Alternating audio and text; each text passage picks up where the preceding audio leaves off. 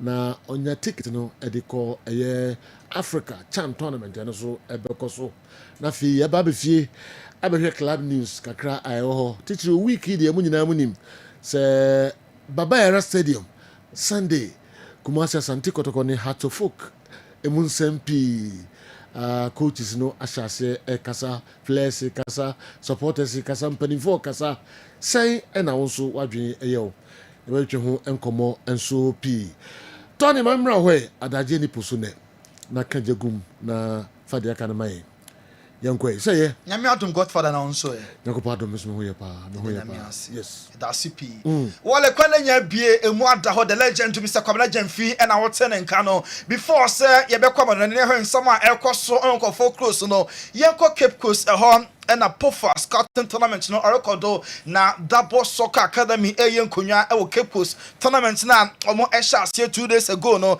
na from day 1 and the D-Day finals no ene na Black Emancipation any Vision FC ebebo na we say Black Emancipation Vision match no Vision FC ebini 1-0 Double Soccer Academy shakabako a Greenville entimi ante Dansman Wise 11 to move Esham 3-0 Ghana Dom and Rasgold ebo goalless draw Dansman Wise Eshabako Emma Ghana Dom entimi ante to move Eshabako a Rasgold entimi ante Vision Greenville Esham 2-1 and after Double Soccer Academy Black Emancipation Eshomu 2-1 tiene and group A winner no and a group B winner no ebebo in the finals of the POFA Cartoon tournament ekoso e Cape Coast yeko brekum so a Sofa Professional League no week 2 no boss Saturday 8 a.m.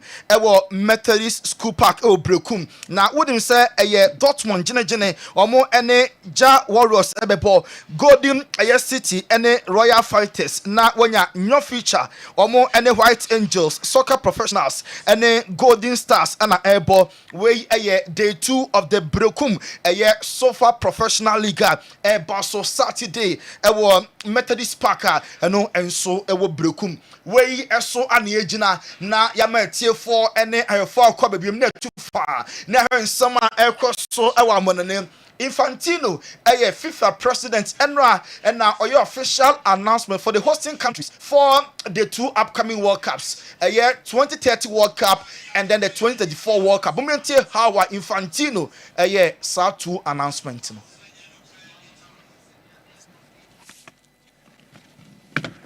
That's the first one. It is my great pleasure to announce that the FIFA centenary celebration matches as part of the FIFA World Cup 2030 will be hosted jointly by Uruguay, Argentina and Paraguay.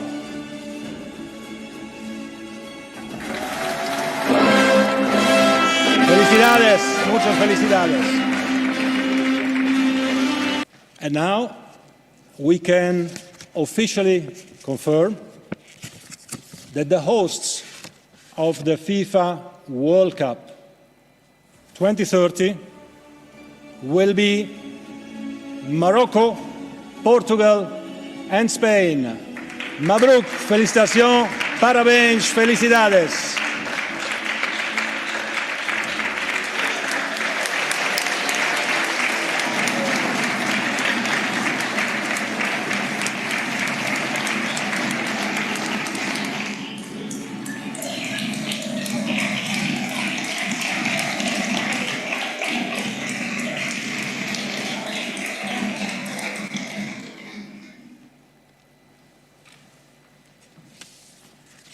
Thank you very much. And last but not least, it is a great pleasure that I can confirm that the host of the FIFA World Cup 2034 will be Saudi Arabia. Mabruk. Mabruk. 2030 World Cup and 2034 World Cup no and a hosting right no and other host nations no Gianni Infantino FIFA president so timi aya announcement no and the next World Cup 2026 US Mexico and Canada. 2030 Morocco, Spain, Portugal, Argentina, Paraguay and Uruguay. Now 2034 akwakoye Saudi Arabia.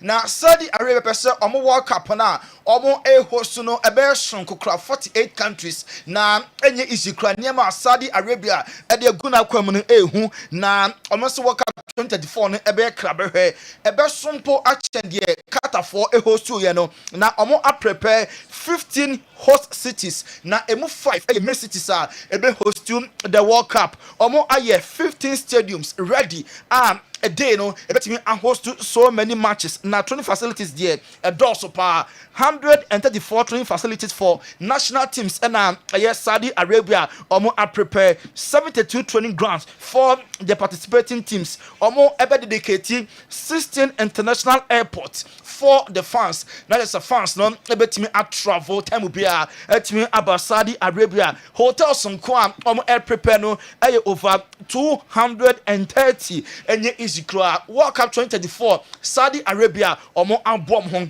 enso asie na Luis Nani footballer wa retire and Chelsea Nani boy Manchester United na so many clubs no sina kan edemo Luis Nani tremu a or very sure say Ronaldo and yet 2026 World Cup no kwano bebo Ronaldo ebe sanso atwen about 2030 World Cup no say Ronaldo about 39 years and in 6 years time the next 2 World Cups in Bebasono now Ronaldo I 45 nani GD pass Ronaldo at age 45 no obetimi about World Cup in 2030 yentu also encore Europe and UEFA Champions League no edra week 6 Manchester draw 18 so Barcelona at Dortmund was signal Iduna for the first time since 2021 Dortmund lose home match in the Champions League and now Barca kwakoya momo kama na Rafinha and share first goal in 27 games Rafinha last 27 games no was share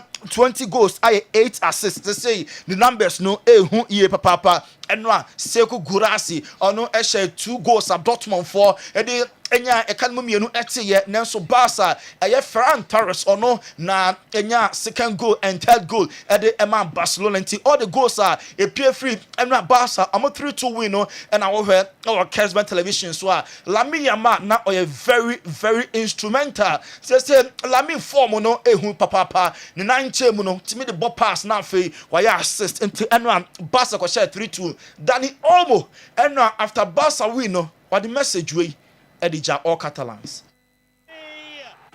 Thank you. I think suffering, of course. Dortmund is a team that in home with their fans. They're pushing even more, but the team make it to the 90 minutes. The pushing, the concentration, I think was perfect, and then we go back home with 3 points. Barca concentration na perfect. Dani Olmo senior easy was signal Iduna in front of Dortmund. Omo yellow one supporters ni nyina chino betima kwa shomo dia na waya dia pa. Emre Can Dortmund midfielder after defeat no. I say omo pa enra nanka omo match Barca boot for boot. Now so last minute no omo bottle ye Emma Barca ebe shomo 3-2. Pointed. I think it was we were after the 2-2 closer to score the goal, and then we conceded that kind of goal, and that makes us not happy. Unfortunately, we lost the game, and but we played good game, but at the end we lost, and that's why Dortmund a good game. I'm happy with how I'm consider the third goal. And Barca ebefa the 3 maximum points. And AC Milan, Edin Kunim at the restart Belgrade, Krasnodar, Eshomo by 2 goals to 1. Rafael Leao ne share first goal. Emma Tammy Abraham, Ekonya goal number 2. Now Unim said Rafael Leao. Our 12 goal involvement in our competitions for AC Milan this year. Washer 6 goals, 6 assists. Check the first controller. And man on the ball 2 net. Emma Milan taking lead no. And now AC Milan 2 injuries in the first half. Robin Loftus-Cheek and then Alvaro Morata. First half na any plenty or more if we start giving us Milan at also a winning 2-1. After the game, Rafael Leao Ekasai. Get it. Even it. Like more concentrated than the second half. Second half was a little bit different, and I think the goal we get was like a distraction. a moment of distraction, then they score. But in the general, we didn't stop fighting. We didn't stop to keep going, and I think the final. Way Rafael Liao, AC Milan, darling boy, no, and Otin in Kano. Now, Enra, retired footballers of AC Milan, legends will be about Park. Now, Enra Andrew Shevchenko, the Shiva Enra, na Shevchenko, and so I was San Siro, Enche, na Milan Ebedi, anniversary, Enra. Andrew Shevchenko and so Eba Parker on your presentation of the famous jersey number 7 on Edemano and your non Thiago Silva, a former Milan, former PSG, and a former Chelsea defender, and no so San Siro Zlatan Ibrahimovic presented on also another jersey or our Kessben television. So inti just number 3 now among the MR Thiago Silva and China Milan anniversary no among Ensu AD the Gunners Arsenal form and rather almost Kamiensa Hema AS Monaco Entimi anti Bukayo Saka share 2 of the 3 goals Emma Kai at the Bako at the SO so into goals no and our Kessben so now Enra Mikel Arteta Emma Skelly and start the youngest ever player was starting a game in the Champions League for Arsenal now Enra on the Bukayo Saka after the game Omokasai yebeti post match interview Bukayo Saka and Sama on Skelly Omo Edutuja. I just said to him, like I said to him before the game, that this is his level. He needs to have no doubts and play with the confidence. What he's doing, we see it in training. So, yeah, I was pleased with him, and he was a big part of the first goal. Miles, a very special night for you. Talk us through the goal, because that was a brilliant pass into Jesus. Well, I saw the ball getting switched out in. I saw I was getting pressed, so I just thought, keep calm, take the ball away from him, and I saw Gabby peeling off. And I paid through and then Bukayo. Wait, I am Mars, Lewis Skelly, and Bukayo Saka, and now my life or Kessben television. So, and now Juventus, Jumana Kama, on the Man City and a boy, what has happened? Pep Guardiola, bet match in one, and now Man City. Any Juve match, City Ekolusu Tunde, Dusan Vlahovic and heading home. The first goal said over our Kessben television. So Emma Weston McKennie, every bench, Ebenya second goal, Emma Juventus into the last 10 games. Man City Abonon, Omo Elusu 7, I draw 2, I win 1. I consider 23 goals, only 1 clean sheet, and now Omo Enya. Omo the 4th in the English Premier League, 22nd in the UEFA Champions League table. Now, Emma, Dusan Vlahovic, your first goal, Emma Juventus, after the game was in the Nianche, and not that Omo di Man City for so in Kunim. With your hard work and dedication, I think that in football, in the way you're doing the things, that things come back. So it's my natural movement that I do always in the games. Today it was perfect cross, and I'm happy to score and to help my team to win. I spoke to Jude yesterday. Dusan Vlahovic, Juventus, almost strike and I know share first go to City, and now turning can Gundogan, Man City midfielder. I say I'm more disappointed. I'm not chances buy I'm more dominating body no doubt no with the better side. Creative biana so even Gompo be a hard Ike Gundogan.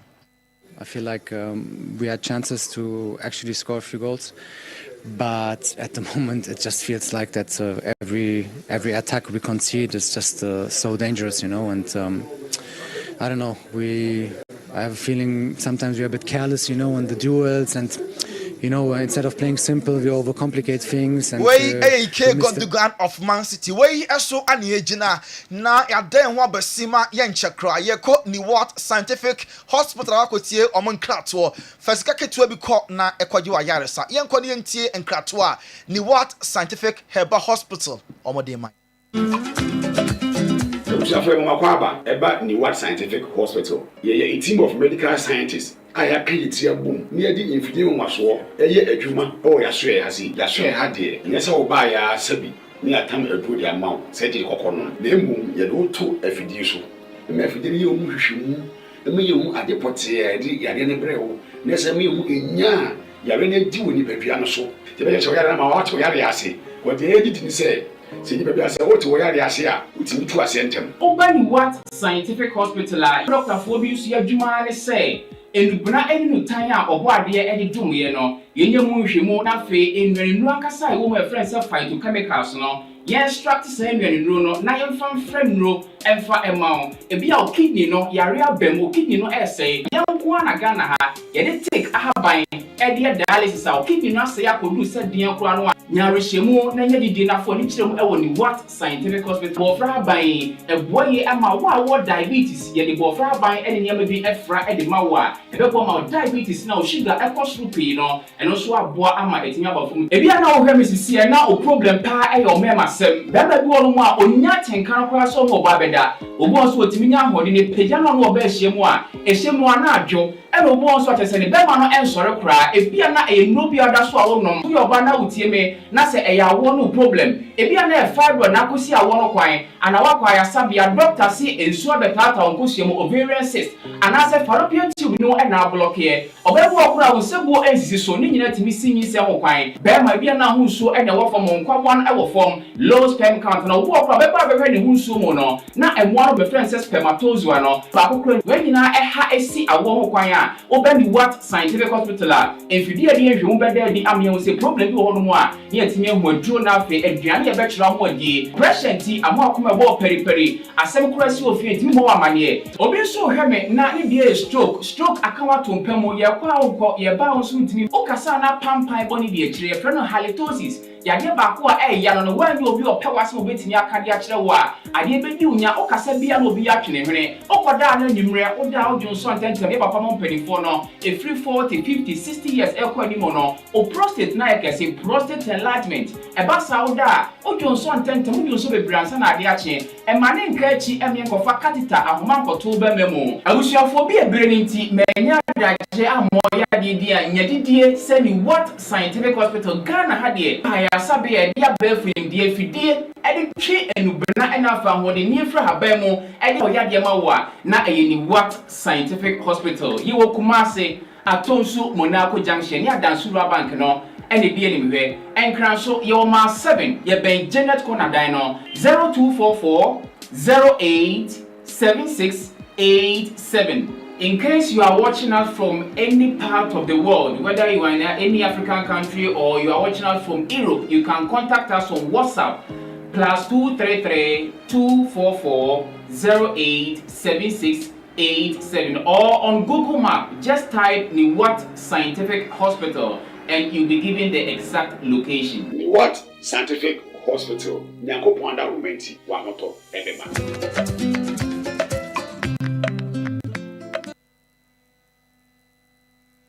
Niwat Scientific Hospital asue and a numbers no kwaso ane frɛ na ekɔ masue na efa kakra bi ekɔgye wayaresa yentu aso ewa monone yenwura mu ewo Sweden obekai in the month of October the beto just killing Mbappe omo de rape charge bi e de abono na ene ya ewo the Swedish Public Prosecutor's Office almost say omoni enough evidence obano lady no wantimi improve beyond reasonable that sampa Mbappe eshen ne die no rape case na omotimi record here said ye omo abo sa Mbappe case no omo atwagu say obano entimi amfa enough evidence so entimi amba yenko Europa League enwada Inaki Williams o she 2 goals ewa Bilbao ko she kamenwa Fenerbahce omo entimi ante na Inaki 2 goals ne chese season way oko Europa League eye 6 games enwa abo ede ama Bilbao na wa she 4 goals na yebisa say oba Ghana ha ne form no ne goals no aya efa hen because Black Stars the oya Europe no oba ha on show emu bako kra na enwa ne 2 goals no na wo hwe our Kessben television so second goal no mo dem hwe bia o de João Pedro na ni benji ne ho pa enti Pedro João any player Liverpool so apension down so munya na omo enso epe Chelsea and Ewo Astana Kazakhstan omo ebo 3:30 ya na Enzo Maresca waye ensachere pie na nwumre Chelsea de ebo sa match ne etete say Chelsea per Frankie de Jong na even Barca ebe World Cup say Chelsea be swap deal omo de Enzo Fernandez eba omo be ja Emma Frankie de Jong enso akwesina kan de ama Chelsea Mohamed Kudus Ghana player no said you Arsenal for so penu na inconsistency on the boys part this year no and I'm not quite be on 80 million pounds any price tag West Ham at their bond home. So Kudus 80 million pounds Arsenal for and so happen na o move on konanim onye no ho the ode Kudus ani nim no say ati aba form ndi onye no ho na ɔnkɔ n'anim na nyɛ Arsenal nko ara na ɔbɛkɔ na mmom ɔbɛkɔ clubs a ɛyɛ much bigger ɛkyɛ Arsenal. But adwuma wɔ hɔ. Wo sɛ Also ɔyɛ adwuma. Wo na meka no me sɛ ɔnyere ne ho. Na ɔnyɛ de na ɔnyɛ de na ɔyɛ na ɔnyɛ ɛnkyɛn de na ɔyɛ ne kan ne na ɛbɛma na yɛ kudu so. Yes. Ɔnyɛ ne ho. So anyɛ saa asɔ relax. Ɔyɛ relax. Kudus ɛyɛ a relax. Ɛnyɛ kudus wei ne anim no. Dabi. Mehwɛ kudus pa in our last 3 matches Black Star I'm saying what? Off color. The confidence I get at loose balls and just like that. Even penalty point to me. All right, you fancy ya. And you say hangwa or the call West Ham so I'm not paying also. Yeah. Okay. Into kudus you know na what's our potential now the back nimpa. We are with you.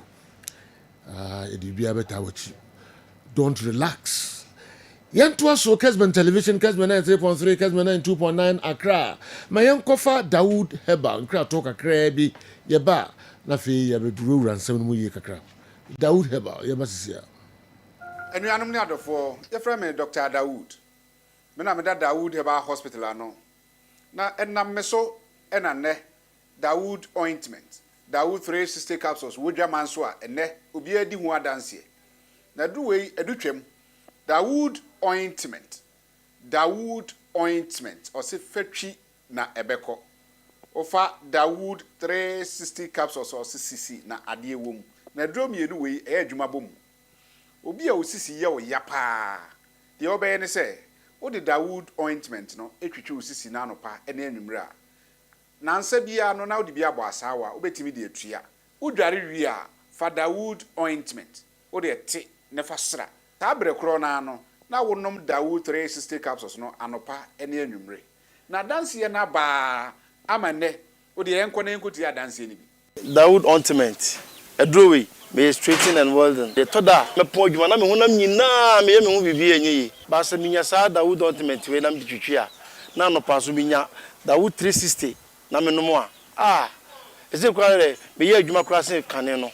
The drowe de edima se mama na be di so asema mama. Electrician na ye adwuma ekofia yentimi na Dawood ointment so ye adwuma na obra okoduru fia fa twitwi ade be che no na wo hwa ye den Dawood ointment fa twi keke na ebeko dura me yusu mama hoden pa ma metimi gba adwuma bibi e kama e ma me ye Dawood 360 capsules and a Dawood ointment o memre we no na do we no so twitwi wa aposo e be ma ya oni nyina afiri o ma de che o tibia be gba adwuma Dawood ointment fa twi na ebeko da bia amafo company da wo ka mu sa ko spreader mi secret na nu ani ebudo na ani Dawood ointment ene papa mi sole anopa mi ditwitwi mi sisi achi mi babia he mi ntebre secret ni nie ti so person te sem ya we use Dawood ointment that is the secret of my taxi driving. Me a transmission gearbox specialist ejuma mi ye en kan na mi pega ade a na me nsakura antimi pega and I say me ma ade so na lock mi sisi say free say me share Dawood 360 capsules and Dawood ointment abo me bebre the dry you na so amente ya mente bla bia obia mo modern so betimi apɛ Dawood ointment and Dawood 360 capsules enya bi ato odofo se wate bi aduro ya me ka ho asɛm no ɛno ho adanse ene wonom adi no ko pharmacy e ben wo heba shop e ben wo na ekoto Dawood ointment 360 capsules na sɛ de nkrofo di ho adanse no wo so be di ho adanse wo pɛ sɛ wo frɛ a ɛno na wo screen ase no 0244 88 64 37 na 020 168 1717 baby a yeton aduro wo man Ghana mu bia no wo de wura house open Dawood ointment any Dawood 360 capsules.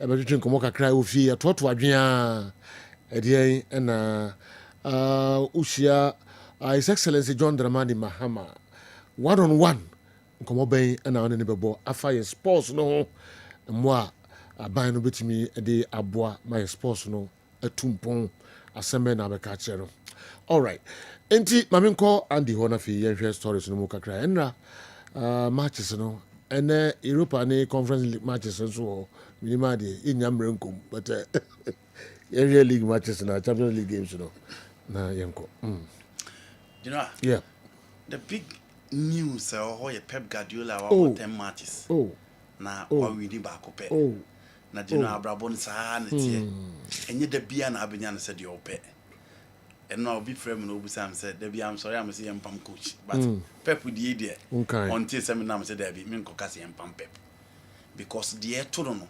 initial na you be believe say you will come back because nonsense what share ni EPL no performance yeah on start year but yeah no finish but clearly we share the performance in the EPL we share the performance in the Champions League bibia chese je no afi we di moayede na football ne wade bi efe na era na era ni duru a yeah a pem na misese baby a Pep Guardiola wono e ho ne baby a okeka ko you know in football yenya teams both national teams yenya teams are almost domestic league any teams are almost with the UEFA Champions League and other competitions that almost so dominant almost team EGGBia obia no almost ya no mo ba na de almost pe bi almost de aye no but se sabre ni do na so bo adrum pempen so bi na okogina soro ho na so obi antimi ne omma ekonya obefa so manage transitions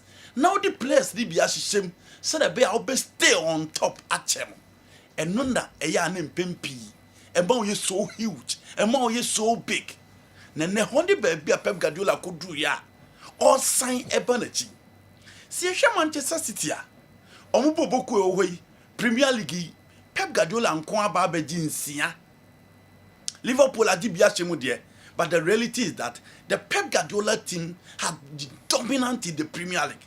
Now, so we the UEFA Champions League no match baako. But even that, so we can baby omujina omuko enra the J Arena against Juventus omko lose 2-0 ya. No krem no when it comes to the group stage of the Champions League in the Pep era, ewo Manchester City the team a big team na compete at the group stage of the Champions League ya Bayern Munich. But you know sisi ene Pep bra na enkrofo ebo no na no kure o mu ne se ni team na bo akwa koduru pempenso bia who said the internal and the external motivation ka obenya within the team no any ho me titum say certain players bia prepra aba Pep initially sana ye nyina ya dwen kire but you know no kure o mu ne se who say Pep team na pem na he need to manage the transition very well before our team ya compete with the very best. Enyo no ko na sem we bi ato ne pen general wo unya chance I share the Juventus team under Giovanni Trapattoni, Marco Tardelli, Paro Rossi, Michel Francois Platini mo time omo je Champions League no mo de be pem ye in 86 no omo call off until Juve ever back in 1994 1995 AC Milan be take over that was the Milan team under Arrigo Sacchi e ho na Carlo Ancelotti, Frank Rijkaard, Marco van Basten, Ruud Gullit, Franco Baresi, Paolo Maldini, Giovanni Rulli, sa set up no to be take over and almost de be premier 1994 after beating Barcelona at the Athens Olympic Stadium in the Champions League. Dani Marcelo, Marcel Desailly, Savicevic and that squad almost de be premier. You know Real Madrid after being dominant in the Champions League almost 32 years. Na Champions League woman team be that because the replacement for Puskas offer be except Francesco Gento, Roman Coppa, Alfredo Di Stefano. After almost the only player Madrid Benya na no team do almost the European competition was Juanito. Until on Benya the Juanito time at the Santiago Bernabeu. No Bia so Madrid momo bone left right center. Barcelona after 92 said you almost want team back Bill until so Moba in 2006. In the Premier League, you near Liverpool team after the Kenny Dalglish team did the last time no it take Liverpool 29 years and see na Liverpool team about the Premier League bi Alex Ferguson team or same no after Alex Ferguson in 2013 Manchester United team to say anything eti Genoa Pep Guardiola adwuma de obia no so untimi nkɔhye no for how he set up his structure the tactical know-how the preferential tactics or deba how he differentiate between him and other coaches untimi doubt no but the reality is that any team no ye branti o ma boache na the motivating to win any so omodi omo hye pepem no ma hye teams no clearly wu say ayira nti washa wasa kodoku Grealish KDB Bernardo Silva eye Ike Gundogan midfield experience na pa wom say pace na pa wom say quality na pa wom but still it is not working for Pep. Enti Manchester City fans be raise concern say Alton Chiki Begristan transfer market the last time one kwankofa players be amano and a City in terms of quality I don't think we bet him the likes of Savona of Francesco Gatti, Pierre Kalulu, Danilo, Kefrem Turam, Lucateri, Ofobidita Francesco Consansao, Ofobidita Yildiz, Dusan Vlahovic, and Western Market and Timothy, we are meeting their two. But you know, say ho and a Pep Guardiola ejina, and you know, a human thing. This is the test time of Pep Guardiola. A queen of first was seminal, and a general will be a area. But no credit say, Man City team na pim. Na it was so almost the same going forward. Barcelona a boy against a Dortmund at the signal iduna. Now clearly so two teams then said you almost bomb game na. The one in run and now expect to say ubetimi a match because of the flexibility of both sides now be who goes and Tiesha say na check and Abrante Federer Rafinha in terms of and Barcelona ni mu hodie. Senya Lewandowski na nye ya mala Rafinha and this season goes na shana oshe omani space kitwa bi odi betum Dortmund came back ebe ye adwuma no Sergio Gurasi mo ba be ye adwuma no so omo so betimi aredumu omo image but a magic touch from the youngster Yamin Yamal ni Trivela na consistently odema Barcelona no and who se Ferran Torres and so huni movement no because wow share a game na against Real Betis or Benito Villamarín no sa passes na bi koi e ma Ferran Torres e yusu ye nti or build a certain chemistry between those two players. Ferran Torres any a favorite of any Barcelona fan but in the last few games he's been the game changer of the side. Nti who share the Barcelona the bandra na heard the Dortmund the bandra na changes a hanti flake the ba no Genoa eno na best sign bibia and you give it to Barcelona say eno omutimi ruemu a sejo omutimi eko wini in the Champions League this season obia who saw omodebo no so any as compared to the previous years no and sad obia who Barcelona say omodebo no ebetimi aye sejo AC Milan after almost one starting year no who say clearly they are playing very very well and Rafael here when nipa bebrebe so onye serious no this season in the Champions League he's one guy and modebo so any yepa we are show no at the Bernabeu and the game on board no enround so be who sell liao you know or jibon no the ban jedin and the passer for fun at the man the ball two no we no koda for fun and say and you control no but the pass from for fun no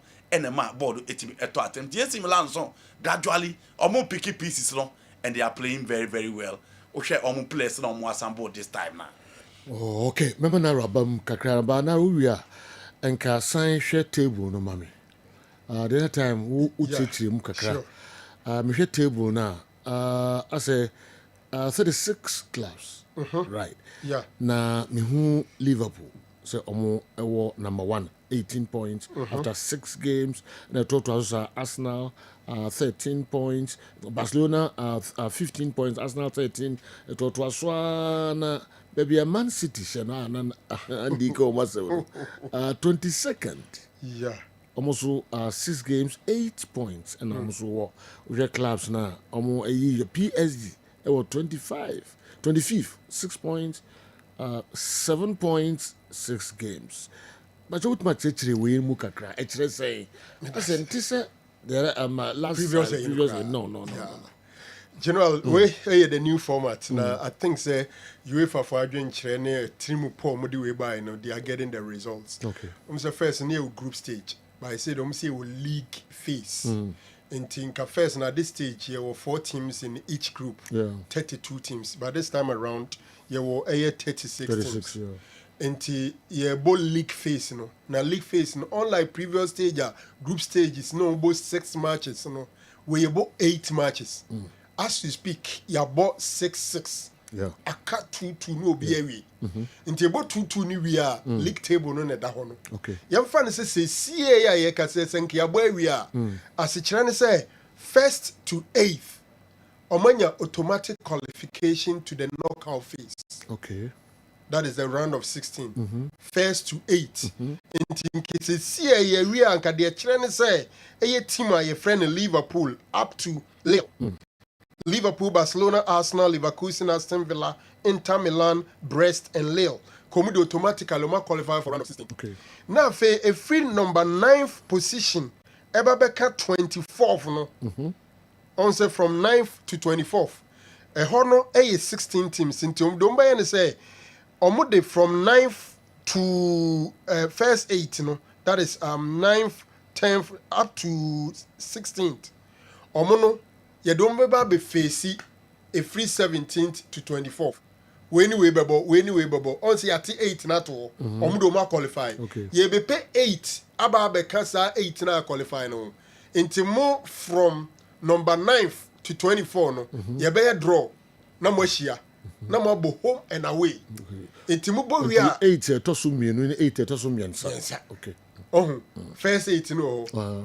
Uhwemu a omachemu miensa 8 Omachemu 8, 8, 8, 8. Okay. Yachemu 9. Okay. First 8, your both league phase, you are more qualified to round of 16 straight up. Okay. The next 8, you the mobile be pair 8 net twice money do 24. Not more bo home and away. Into winners, everybody be 8 more qualified than no. Okay. Near 16. 16, okay. Now for your draw. And your round of 16 from there. Okay. Into as a chance from 25 to 36, your both league phase we are from 25 to 36, more we more free. Okay. In your boat 2 matches here, we are. Why free number 25 up to number 26? Yeah, you are free. Okay. We're free. Now, if you free number 9, Ebeka 24, no, yeah, the mabo up. Okay. Obiano we bebo pay. Home and away. Yeah. Intimubo we are the obe qualifying. No about beka first 8 for no the omanya automatic qualification. Near 16. Near 16. Next 16 is a draw. Into a round of 16 no. Ebe twas to sell previous ones no. Okay. Into from round of 16 no mobile near quarter final, near semi final, near about final. Okay. Into we change abem pa no ye league phase no any group phase na no me last season. Okay. Now also omo result didn't know kasa. Me say also omo nya adekrunti omo yes ade no omo saka na ya. No masem ne say omo pese omo so many big games at the league phase. Okay. On say do every ya ko say afede adwene ko say Champions League no. If you knockout phase work on na ede. Because your channel 444 now utia ye kura no big teams mienu ebi na ebi ebeko one group. Now makonyinya Victoria Falls and one hwamu. Into when say Champions League group phase no, ye nche da nya big matches into enye de. But say see how they do my ni as we speak. Ye nya Real Madrid, Liverpool mabo. Ye nya Liverpool and AC Milan. Barcelona and Bayern Munich. Omabo at the league phase. But those previous formats, these games are either quarter-final, semi-final, or final games. So they want to see big games at basically every stage of the competition. One interesting thing about this format is Nipa 8 now only 8 matches, 8 different teams. And now no boss are 8 matches, no group phase, no. And to be no about home beba and Chelsea will be home. Okay. Ubetima ko be away and then akobo. And kwaya say be o matwa until so beba. No. You play a team away, you will not play that team at home. Okay. But what I say, and it brings a lot of excitement at the league phase. otherwise nanka gradual omhu ni se Champions League no group phase no unye exciting emunye de nti ya na nkrofo keka so Champions League the free quarter final e kon na competition ankasa and that is what they wanted to avoid, to bring excitement all over. And they also trying to play more matches because more games means more TV rights, more money. Okay. The plan was to stop the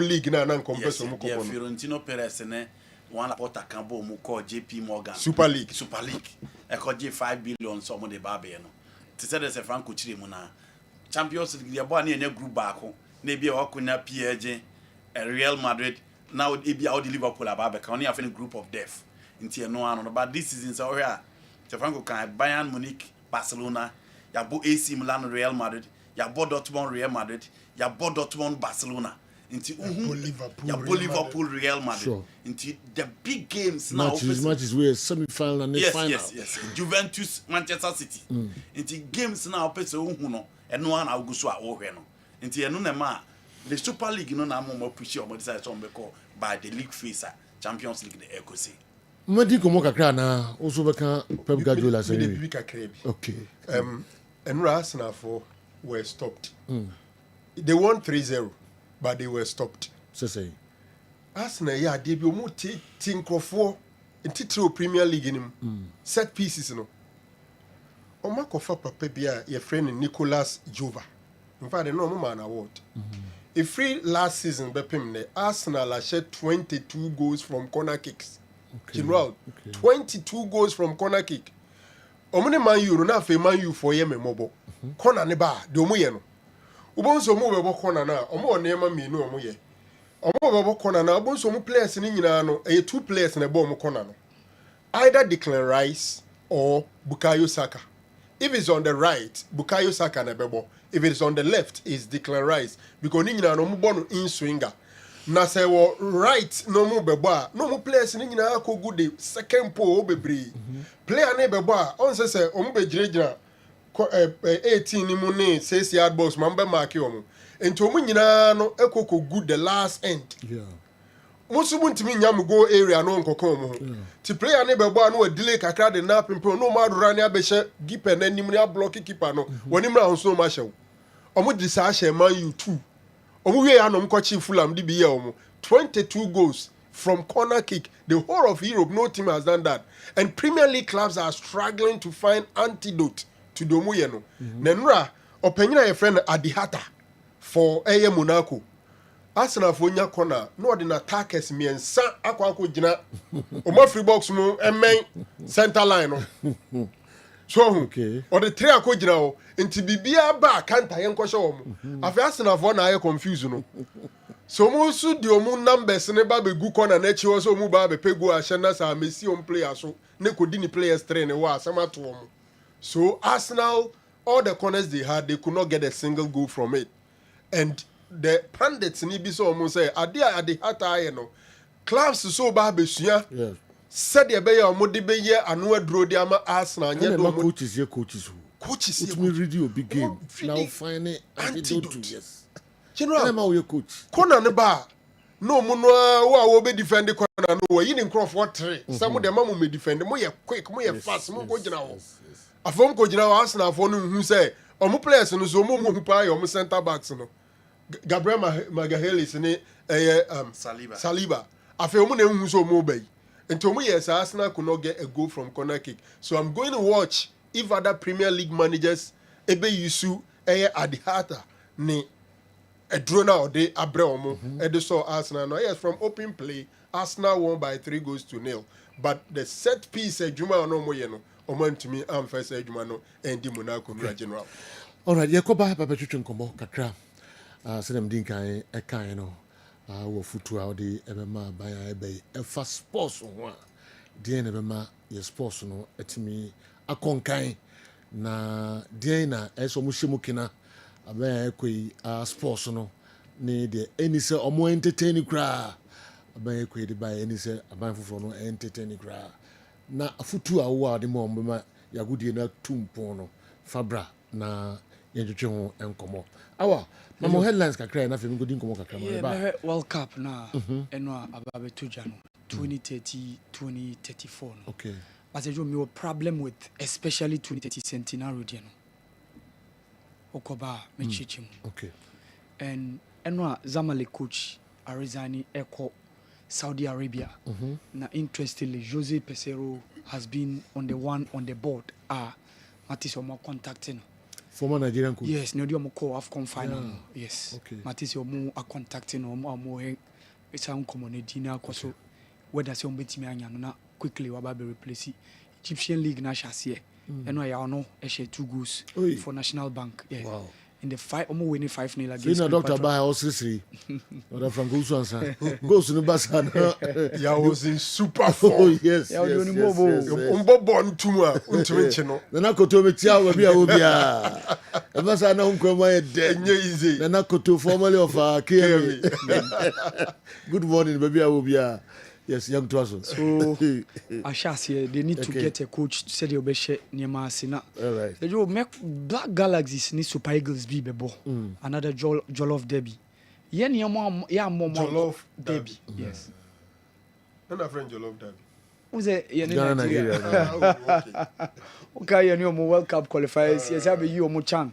And another Chan qualifiers. So interestingly, we know. And yet it's a previous one now you bought 2 hurdles ye Benny and Sunny be yomo. When you know you be in your uncle Sejo, that team gets the opportunity to go to the next channel. Okay. Now one of my coaches now because almost this time around. Zero my headlines. Yeah, headline. Okay. Yes.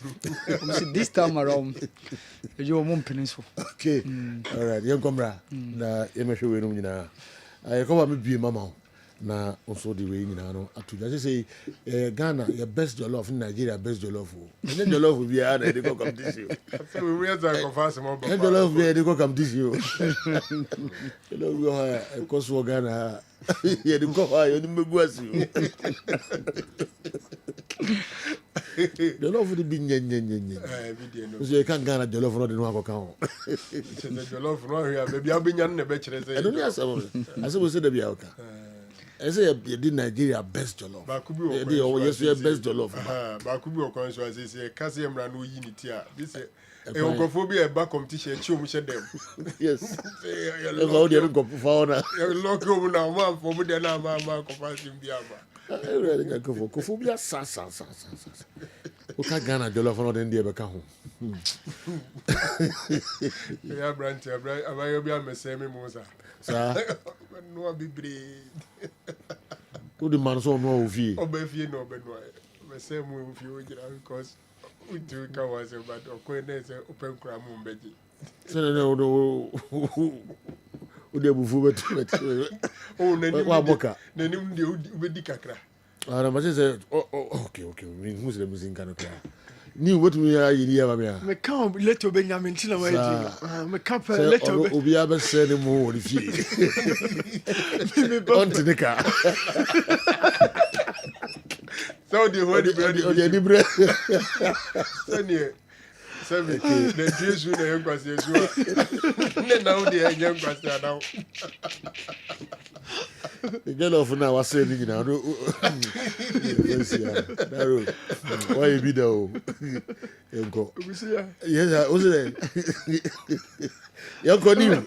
What's why you be there? Why you be there? Papa. No, it's here. Yeah, okay, you can. Narrow.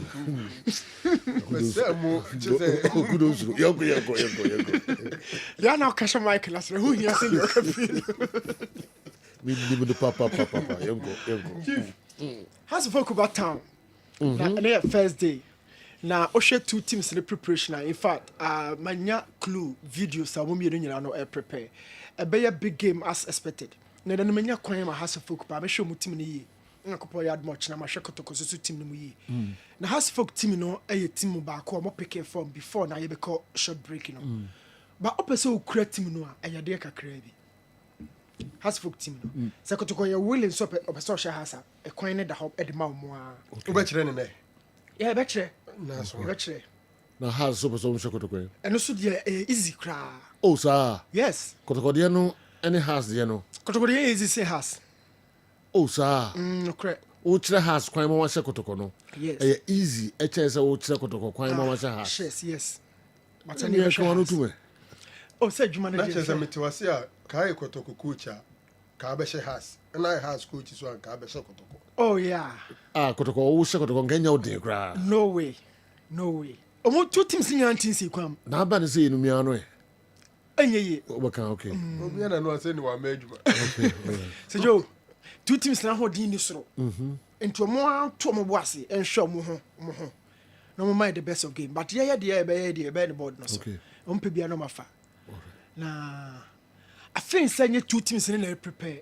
Referee for the games no. Omo ankasa so be prepare. Okay. Say Joe.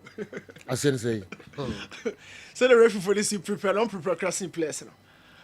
Now the last 5 games, referee Benedi has for Kotoko game. I said, Joe, what did 90 minutes now we are? Me call the last 5 games. I'm saying my trust. Kotoko has for game. Oh yeah, wine. You can't want some. Okay. I understand. Say referee for so. Yeah, preparation pass. Joe, but another year, you has team. You has team. We pa. Okay. Now discuss it and you may feel. I'm watching now. Yeah, the it's not Friday. It's your last day, Saturday before the game. Okay. A day before the day, I can't want some. I said, you choose in a good form. Yeah. No being in why you. Yes, and you call the other teams, so now to get Saturday. The chief and the board no so there. We are to go near, so you say everything about house. Everything about house. Okay. Man City is suffering because they collected what they didn't deserve. It has turned a curse on them. Eric Offensive North. God, our curse. Will be our curse. Okay. Your uncle for most social media also wrote them for Ballon d'Or now.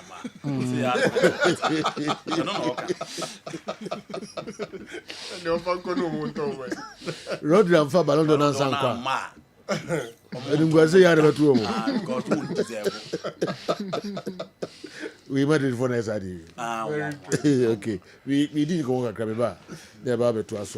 Francis, that anyway, if you have flour, Joe tells Andy the oil on Pep's head is finished. Oh, okay.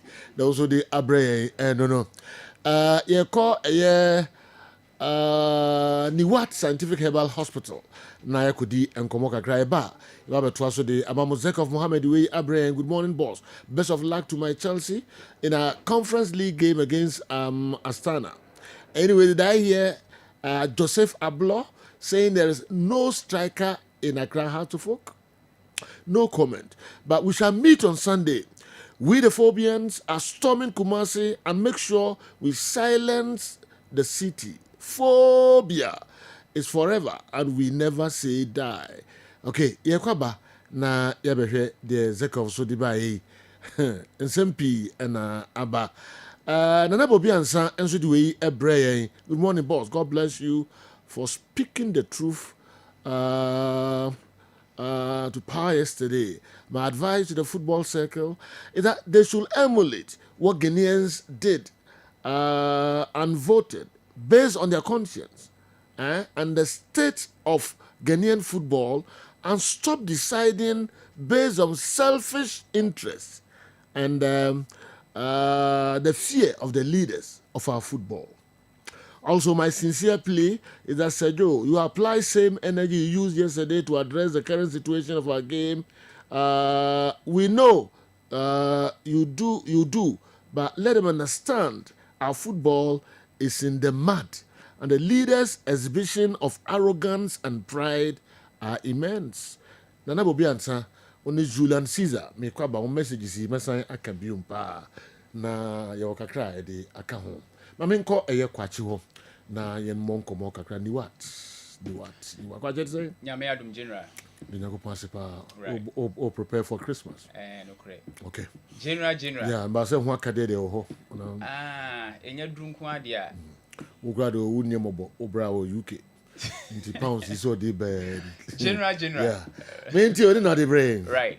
Awusuafo ni what scientific hospital ye ni mo ahia biom na ye bedi nkomo ne asua ade kakra kai na hye ne nso sade bi ebo amane ebo nka ye se enne yenuane aye die yensu aye nom ye mframa aye home no yare ni fi nko na ahye muma entini pa bi ye wo se at least anka bosu mienu miensa bia no onya enuro na so hospital ma oboko detoxify body no okoyi efini niema hodo body ni mfiri se de be ya enko boa no nkofo yare kese bia emfa emro ni what hospital ye Kumase Atonsu Monaco Junction Kumase Atonsu Monaco Junction ni Adansu Rural Bank no na edi animhwe enkran so ye mile 7 Achimota mile 7 ben Janet Konada no a juada kosi damemenda na ye adwuma diabetes na ha wo pressure stroke account to them and now da wo jonso ntente mu jonso be bransa na de achen awo hu nsema warefo ni what scientific hospital kasa na pampan boni de akire halitosis ana obo no ma wo ha na ona ase tata ya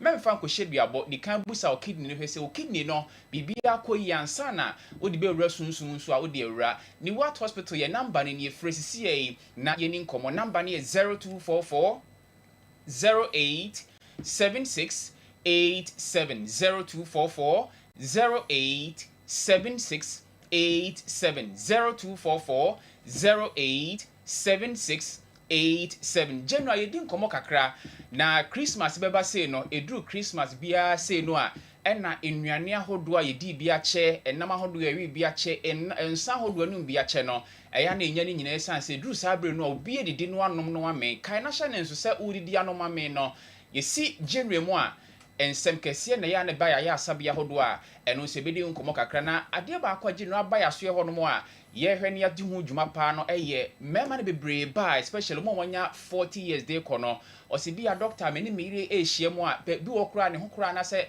ne be ma ne ntimi nsore ebi won so be sore no ebi o de kɔ ne yire ho a oye kakra bi na adwo ne hye mu we ene eniema hodo bi e ba ya hye pa no ene ye bedi hu nkomo kakra erectile dysfunction no na ebi a wutie na bema bia no ansa na ho be sore na se ubenya tinkasa wo pa be hye mu no niema ba ku minum ye sebi ne di mu akotene pa edi kan eye wadwene no because se uhu oba no wo se wadwene no na ema ayi se upese wo no oba no ehie mu na afi entini na afi moja na afi emotions ubenya tinka no ne nyina so ewura ni padua ni mu na afi ba entini mu a be ma wo hodom panim entini nko a na afa sane de aba entini na fo be ma tinka pagya ni mu so be ma no one entini pagya ni mu ana ebi pagya ni mu na se bia de kɔ yire ho a na enche na adwo a kai na hye ne nso se bibi na tochema ewe ni padua ni mu ebetam ba se wadwi mu problem bi aba wadwi ni mu ana se entini na moja ne famu de aba no se problem bi wo mu ano so betimi abasa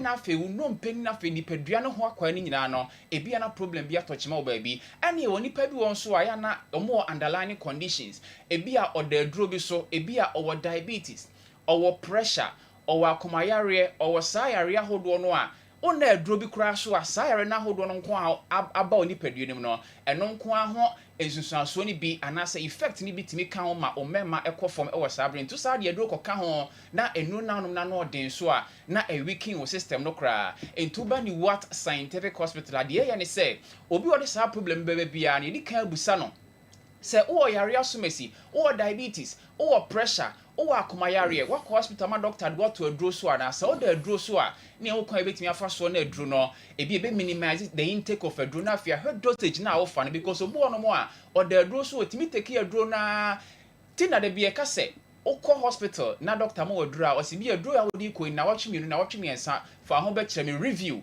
okọ na se doctor de hwe na ho ye kakra ana se bi a o yare ni mo ayedene a ida so obeti aduro no so obeyi bi afrim ana obema aduro no adoso but obi wono mo akọ hospital ne ama na aduro we na bi ana ne tie ne na de ko ne ho to no a ne tie ne ya wo fro no a na wasa akọ drugstore no akọ herbal shop bi no akoto se aduro na without a physician prescription yet doctor ni na prescribe aduro na ma no very very dangerous de bi e ka se ansana ni padua no odi aduro bi abewura mu no mane hunu se doctor ni bi natural say aduro we yare wo so entunu we ana ho beto entu ba ni what scientific hospital a enema we nyina ene ye wo ya so ye obi otai no mo nsa pa no be pacho tie ni ensa enifa so bi amani padua no obi wo se we say ni padua nya a certain percentage of alcohol we ni me pacho ensa ewura ni padua ni mu a enye bibi amani padua no aye ni papa kwan so ba niema eyama ni padua ne ye bone kwa so nko a ebetima hawahrawa ebetima haw brebo o digestion system ebetimi ya ha no enti obu ono mo semakoji aduro no eye memaduro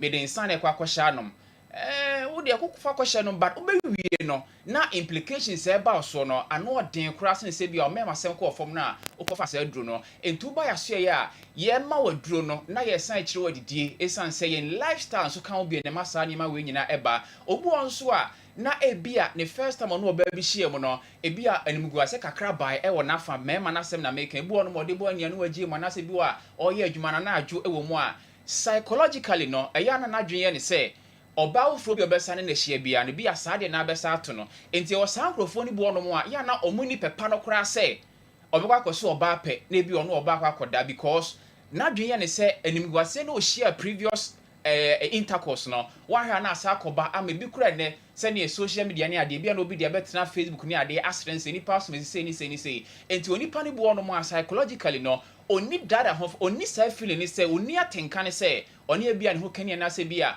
obi enkonko hia mu enti sa ne ma we nyina ka ho bi ne na ma sa ne ma no anase sa erectile dysfunction enso timi ba no obu onso na accident bi na wanya anase we pra ewo ne hona no baabi titiro ene efiri wonfe eba osisi ya besi unase no se wonya accident bi anase wo pra normally ya na ta affect o mema sem kakra ento ba ye hono mo ye hwa sa ne ma ne nyina de ma na problem na ye hono no yetimi apene puma sibre enso de ama ni what scientific hospital ye wo Kumase Atonsu Monaco Junction Kumase Atonsu Monaco Junction ye ne adansuru aban de ne hwe enkranso ma 7 ye ben Jenat Corner Dino Fre 0244 08 7687 0244 08 7687 0244 08 7687 prostate problem yana de be tufu say anka free 40 years dey kono ka hospital bi e ben obi no bowura mu ka kire omo say oba be check o prostate sede na ho odin sitie say aye kese say aye kura na say aye den no me pacho ye behwe ni nyina de ama na afutu bi e wo se de ma wo ho no na yetimi de ama because obu ono ma na the prostate bi a wanya enlargement prostate enlargement and now prostatitis but onim but symptoms na ba na bi ada Johnson tente mo Johnson be na ode akoshe sugar and diabetes na ebi a wate diabetes aduro bi obabi na ono ankasa without say doctor enchire no say bi akokoto aduro we no na wate say so diabetes a o Johnson tentem and now koda Johnson be bransa na de achi but me wa bia na a prostate problem but wate diabetes one semunti no ono akoto aduro na onom enti in a nutshell no yare na how na ankasa no onka no on man aduro a yade ni nipadua ni mu no e na ode aduro kan ti basa no aduro ni re nipadua ni mu de na ekwa akoye na the effect abro because eni dwuma bia di woni padua ni mu ti na eka se wo de aduro be kan no a ma doctor ni bi ana obi a waben e wa aduro hwe mu e na emfama wansa na wo de aduro na kan wa no sa ne mani nyina kan obi na ya na mema ye mema sem ekofom no e na obi wono so a wate se aduro we no oba wo de hyi ana wono mu a wo de oba akohia mu a wo ba ye adwuma don hwe miensa don hwe akire tie ni ye obi wono mu a o se enege menya na mikupra no me pacho ye mpra ma se de Nyankopon bo ma no unti wo ye be ma untimi mproba ye mproba etinya wadwen se okọ no maduru a obetimi no oba da don hwe de ho ne de ho wo ye sa wakasa na wo pra because during sex ni padua na kwa eye adwuma pa eye akoma no because akoma na epompi mojade aba obemem na ma obem na timi agina so na de aye adwuma enti na mo a wo gina so che na wo se ekoba ne ade no na ama akoma na pompi na ye oni pani bo no mo a obi wo no oba hia mu a odaso a no na wahre ne nkwa because obi wo ma make say o pressure and o diabetes o yare bi o sa da aduro so na asa kofa sa aduro na ene ma de da no obi wi ase no na koma na ye adwuma abroso na afi de to na nipa na wu wa bra o no oba hia mu enti ya kase se o no oba be hia mu na se o pese o mema se me ye adwuma me pacho wadi die mu onum mu e na wo humie mu e ka ho ye pa na afi problem bi wo ho no mo a wanya doctor ni ya wa ben ya obetimi have problem ama na ebi wonom kra ya na enye adunum eye afutuo da bia me kase ebi wonom a nipa no ba obe psych no obe counsel no obi frɛ wasi doctor my masturbation 20 years masturbation one obe masembe kofom obe ma no be shrink e be ketwa enti sa wote se eto aduro be mem eba mema ye kese a me pacho okoto enom se de na se masturbation wa nya ya obe ma no be koso afon be kase bia doctor kro no duro nya adwa be duro ebi aduro no ye adwuma but situation ade koto aduro no ade na da so awo ho enti nipa sa no o hia duro masturbation ya adunum eye psychological eye counseling there was a psych nipa no e ma no sa ade we na o ye no e kan obi na ma wo ya ba nti wonyai ti nipa sa ma na duro a o say o manaboka e na wankasa nso say waduro ento ba ni what scientific hospital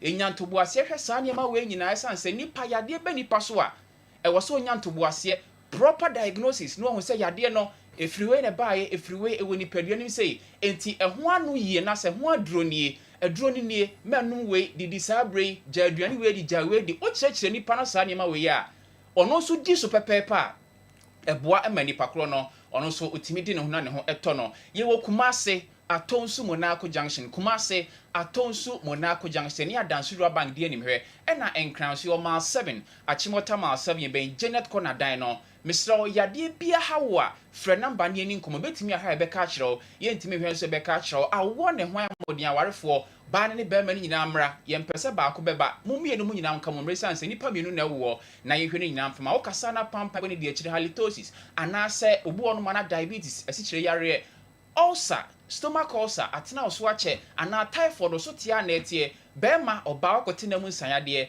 bema akọ private a ochima na nsufita bi fu bema na oba eye ni what scientific hospital me pacho yade bi ha obia no pressure ana stroke oba ya so ye behwe e won fidi nyuma ana se fidi akese de aba ya so ye no ebeboa me hu yare kro na yatimi ama wadro ye Kumase Atonsu Monaco Junction Kumase Atonsu Monaco Junction ni Adansuru bank de anim hwe enkran so ma 7 ye adwuma free juada kosi da memenda frɛ number no na yini nkomo e wo 0244 087687 0244 087687 0244 087687 general. Okay. Kwa chebeda sinafi numbers na mamfo afre ni what die obia enim ni what na momfre numbers nde how bia ode fakoja omu na omu beboa opa halitosis omu ta ka ho asempa ka ho fa sa ade ha nipa bebrei fako sabi enum pampan enya de papa kra ni what scientific herbal hospital awa Mohammed Bertrand Senafio de Ewura Africa no mu kakra na yato adwumede no so Newton Latte Marijata should be very careful if he makes a mistake and Kumase Asante Kotoko loses this match on Sunday we as Asante Kotoko fans will never forgive him kra Uma branti nyene adwuma uma ne nyene adwuma also obehwa ha na wa obia weaknesses na wa obia strength ana ba kwa sha se person attack no the very first time I saw both Hatofuk and Asante Kotoko supporters applauding a referee after a super clash game was in the Champions League was in the Champions of Champions in 1979 and eventually the match ended in chaos when Anas Seidu questioned the referee why he awarded Asante Kotoko a controversial penalty kick.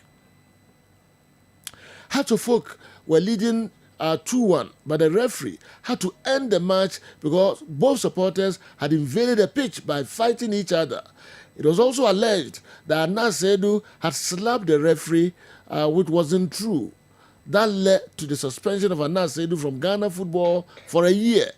But the officials of Accra Hatofuk pleaded with the then General Champon to lift Anas's ban because Hatofuk were competing in the CAF Champions League and his services will be needed. Kwabena Black, Tema, historian Kasiepa Hatofuk fan, also so a Tema anyway, and so a Brayen. Then some so the bar a dem crojin. Awa, Sergio, fair film kakrai. And when FIFA president Mika Mr. Gianni Infantino at the Betuja in the virtual conference said the 2030 FIFA World Cup no, yeah, the Ama Portugal, Spain, and then Morocco. Yeah, freho the Iberian Peninsula. Oh, have map now, world map, and a hono mo pa. Ubi unsensu kitwe bi na da in between Spain and Morocco. Okay. And then Spain also, as a country, share a border with Portugal. Yeah. Initially, not bid in Morocco count. Now it was supposed to be Spain, Portugal, and Ukraine. but later on due to the Russia-Ukraine war na ekokoso no omu say by that time be a damages because within Ukraine. How can they recover, get that infrastructure to be part of the bid? And Ukraine for free more, and Morocco about joining. And one thing is that we saw say 4 countries from the Southern American enclave, Meka Chile, Argentina, Paraguay, and Uruguay. No more carbon say more put you up a bid because you share World Cup now so 1930. So by 2030, no, a 100 years centenary of the tournaments. So honestly, I was one of those men. Omo amuruti senka yemfa momune adeni seju yemfa crown adeno nenye fefefe because a honum na competition no ehyasie. And interestingly, Seju, when Uruguay was hosting the World Cup, that was the year they had 100 years of their independence from Spain. It was 1930. So I think 100 years on also. Then since you bid alongside Paraguay, Argentina, Chile, no. Honestly, I wish them come over and then Portugal, Spain, and then Morocco. But almost the first 3 games of the tournament, you know, Bekoso, Ewo, Uruguay, Paraguay, and Argentina. Seju, that is where the confusion is. Obianti Seju. Tournament, you know, yeah, Bono, Ewo, Portugal. So they signify, baby. Yeah, that's the reason why I had wanted to send Nanka tournament and Kasayem Fama that bid in the Southern American bid. Be no when you're ready for it. So they presented a bid. Oh, okay. They presented 4 countries. Okay. Chile. Yeah, but come home. Now said you are signified 100 years. Nanka politics be brave. A woman. So Yahweh. Yeah. Politics be brave. Omo ye bibi ana. Never be brave actually. But who sa. Yes. Honestly, honestly, promises be anyone who be on the amount for never be any idea be almost any free on baby. But oh, here near Ningua. So, yeah, Matiwasi. Yeah. But honestly, I think be anyone why be promises being and never be brave. Yeah, Kai send your Russia and Qatar. Yes. And when you're World Cup bid no. Yes, yes. Yes. You have no idea. Yes, and when the FBI investigations by Blatter Munina, yes. You ready FIFA or more secretariat, it was Switzerland, all those things. Yes. Yeah, baby, I okay car quantity. I know. Mean to me, man, cancel, but yeah, what? Yeah, oh, no, yeah, I know they understandable. Yeah, understandable. Where a Juma, this former, that's a North American, yeah, I just forgotten his name. Joao Avalanche, more Juma no more, yeah, and Thomas Bach, more, and they were top people at the top. My year Juma, and all those things, you know. But Sejo media, nanka me wish and say, ka enko the Southern American enclave, no Sejo, ne serve as a centenary celebration. Sejo, back to that, 2034. Saudi Arabia and so enya that no. Obekaya earlier this week, Guardian newspaper ewo UK report to some human rights abuses ewo Saudi Arabia. And even before that, they were compared with Qatar. Say Yema Qatar World Cup no human rights abuses e kokoso omo amoye workers a yesisi stadium ewo Qatar. Omo be host World Cup no, including those from Bangladesh, Nepal and all those are omo wuwu doing the construction works, you know, young compensate you. Yeah. Or the human rights abuses are because Saudi. And there are people who think that Saudi Arabia is using sports washing to remove the mind of Omar about human rights abuses in Kosovo. Where how normal day competitions or various sporting disciplines, ebebaho, wrestling, Formula 1, tennis competition, boxing especially. And then were deliberate efforts that were being taken by Mecca MBS, Mohammed bin Salman, the de facto prime minister, or take over the country. No? And they've succeeded in doing that. But Sergio, one caveat to her. Are we going to the Winter World Cup again? Because Qatar, MIA, an incident of that. Yeah, but World Cup, no, between December and a World Cup, no. And normally World Cup no course so it was summertime, in between June and July most of the times, till that last World Cup now, a course who Qatar 2022, a lot of people were agitated, especially the clubs from the European countries, because they saw say a disruptive or more calendar or more the bomb no. And say, "Joe, yeah, na eba summertime ah, oko Middle Eastern countries ah, say, Joe, yeah, na a show hopa." The temperature no normally ain't good for football. Ubewu at times 40 to 45 degrees. Wow. And that was one of the main reasons why I say you shifted the Qatar 2022 World Cup no echo latter part of the year. Okay. And said, Joe, that problem no, we will be bedeviled with it going forward. It was Saudi Arabia. And the question is, are we going to be back to Winter World Cup? And a very, very, very big issue. Because there were some of the Europeans now, Moka say, after Qatar 2022, never again should we witness World Cup going to the Middle East. Owing to how the weather condition has never been favorable during the summertime at the BIA World Cup now. So these are the issues that are on board. But Saudi Arabia have been given the hosting rights to host the 2034. And then Morocco, Portugal, Spain will co-host the World Cup in 2030 with the first 3 games going on Uruguay, Paraguay, and then Argentina, just to signify the 100 years of the World Cup now. So, Sergio, after 2026, these are the countries that will be hosting. Okay. And Sergio, where Jose Pesore Juma or AFCON 2023, at least, Mekai, the first game of Nigeria boy, when they drew 1-1 against Equatorial Guinea. And Yewo Cote d'Ivoire, how Nigerian journalists said you're more passionate because tactics or they call it during that day, no Amwa, they considered first Victor Osimhen, Enya, and equalizer for them. Emma game no AND in a 1-1 draw. He quickly put things in order. And the second game against Ivory Coast, dreaded Alassane Dramane Ouattara Stadium with the stadium charging in full capacity. He fashioned out a 3-back line and said, Joe, that one was able to translate in a good result for the Nigerians.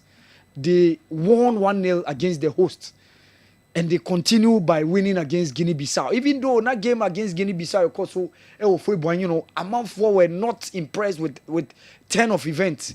But they pushed through to the round of 16 against Cameroon, the quarterfinals against Angola, the semi-final against South Africa, and eventually playing against the Ivory Coast, of which they lost by 2-1. Honestly, Jose Pesoro ate me Juma in that tournament. It was in the last final Amone Ivory Coast, and technically I felt say he made a mistake, especially by starting Samuel Chukwueze. A free tournament in Nigeria for no any anti as. And before the AFCON, now already their chances of going to the World Cup was being jeopardized. Because the first 2 qualifiers, of course, who are World Cup now, they had 2 points out of possible 6. Drawing against Minos Lesotho. And going away to Rwanda to play against Zimbabwe and not all born game. Home away from home.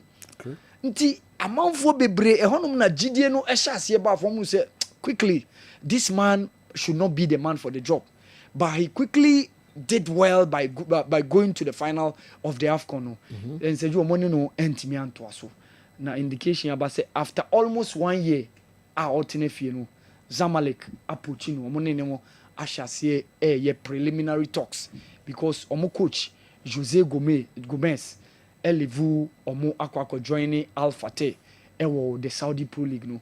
Omo coach no mutu aneka $60,000. But Al Fateh no had a contract offer of $200,000 as a signing on fee for the coach. So Jituma, apart from that, Omobe said $140,000. Oh.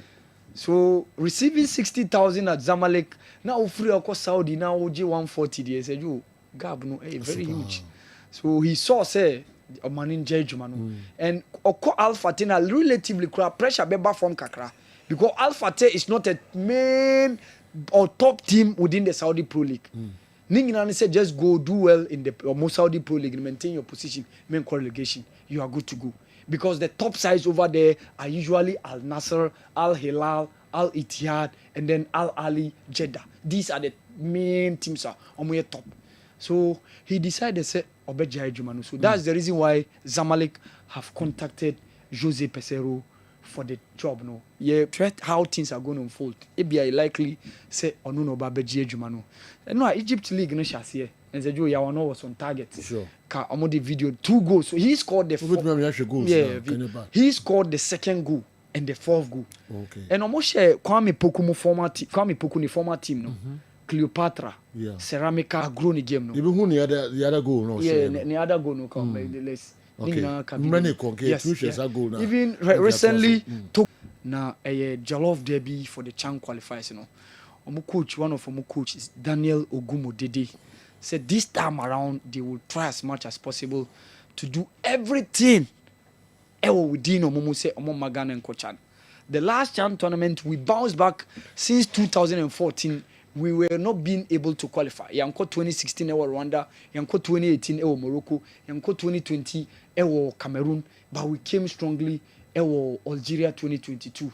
The next edition Eastern Africa. Now in between our way to the tournament the Super Eagles B of Nigeria. Okay. You know Mubeshia. And I was very good scoreline from the Black Galaxies winning 2-0 against Omotogolese counterpart, Issa Yakubu and Albert Amoa, and I think it's a very good exercise. You know Mubeshia within this month, After that, you be who makes it to the chant. I just hope and pray say you be in Nigeria for near qualify to the chant tournament, Our lebedasi na yenko yanim yebedi twinkomo kakra na fi yede da kan nyina enso abegumu ho 055159993 055159993 eno any WhatsApp line obetimi the messages afaso enso abre 0244263902 eno so your WhatsApp video lines empamcho ana videos no makai minana amanfo at the bar during the campaign season. One of the politicians allowed his ambition for sports and Ghana football was Honorable Neil Lante van der Poel. And looking at how he was able to control and manage the FA during his first regime, I think we need someone who is as ruthless as him to be our sports minister.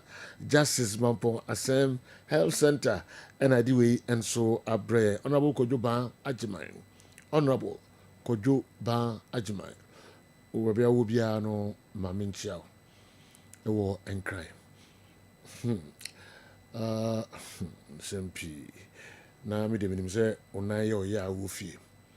But Intel ame peke no say Ubabia anyoya. Ubabia anyoya. We are very fit. Formation ame peke no.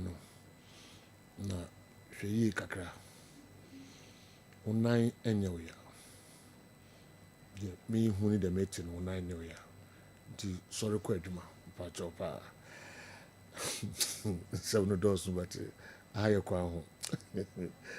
Okocha se ju nyam na do me match na boto da bi me moto ejo e dey na waka on sa gu obo da konwam sa me dwen ma bi ko minimu da bi jo Okocha minimu jo woni me so minimu woni me so minimu jo me dwen kwa ya be fa so a ye dey house of football to at the proper place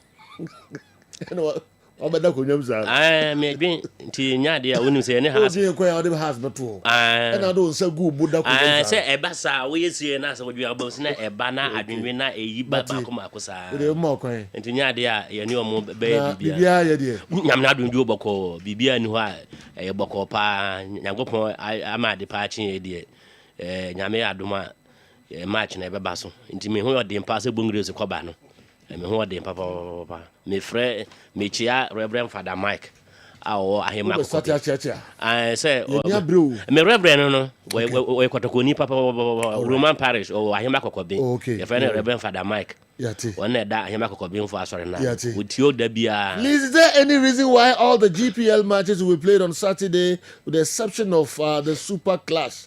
Kingsley anyway, Ifri Tamale and so Abre and Anopei. Ye twaso ede amamo enchemo videos no so ye beba na ye de bi aba be church mo audophobia. And so anyway, good morning Joe. Please, Newton should be very careful with his analysis this week. We also invite him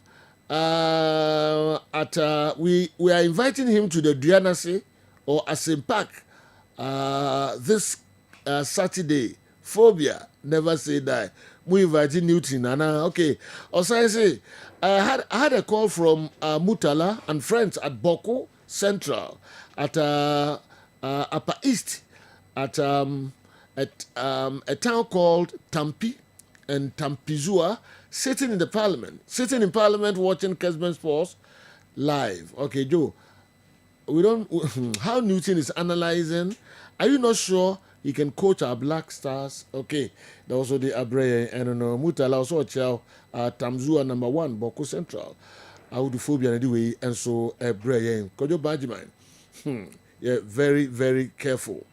Yeah, twaso mehu watara mamuda so de watara o message na nya clear. Into me who say the Messi ameyano. Zeko Mohammed anyway Abajo, good morning. Best of luck to my Chelsea in a Conference League game against Emerson Mahia Zeko Mohammed.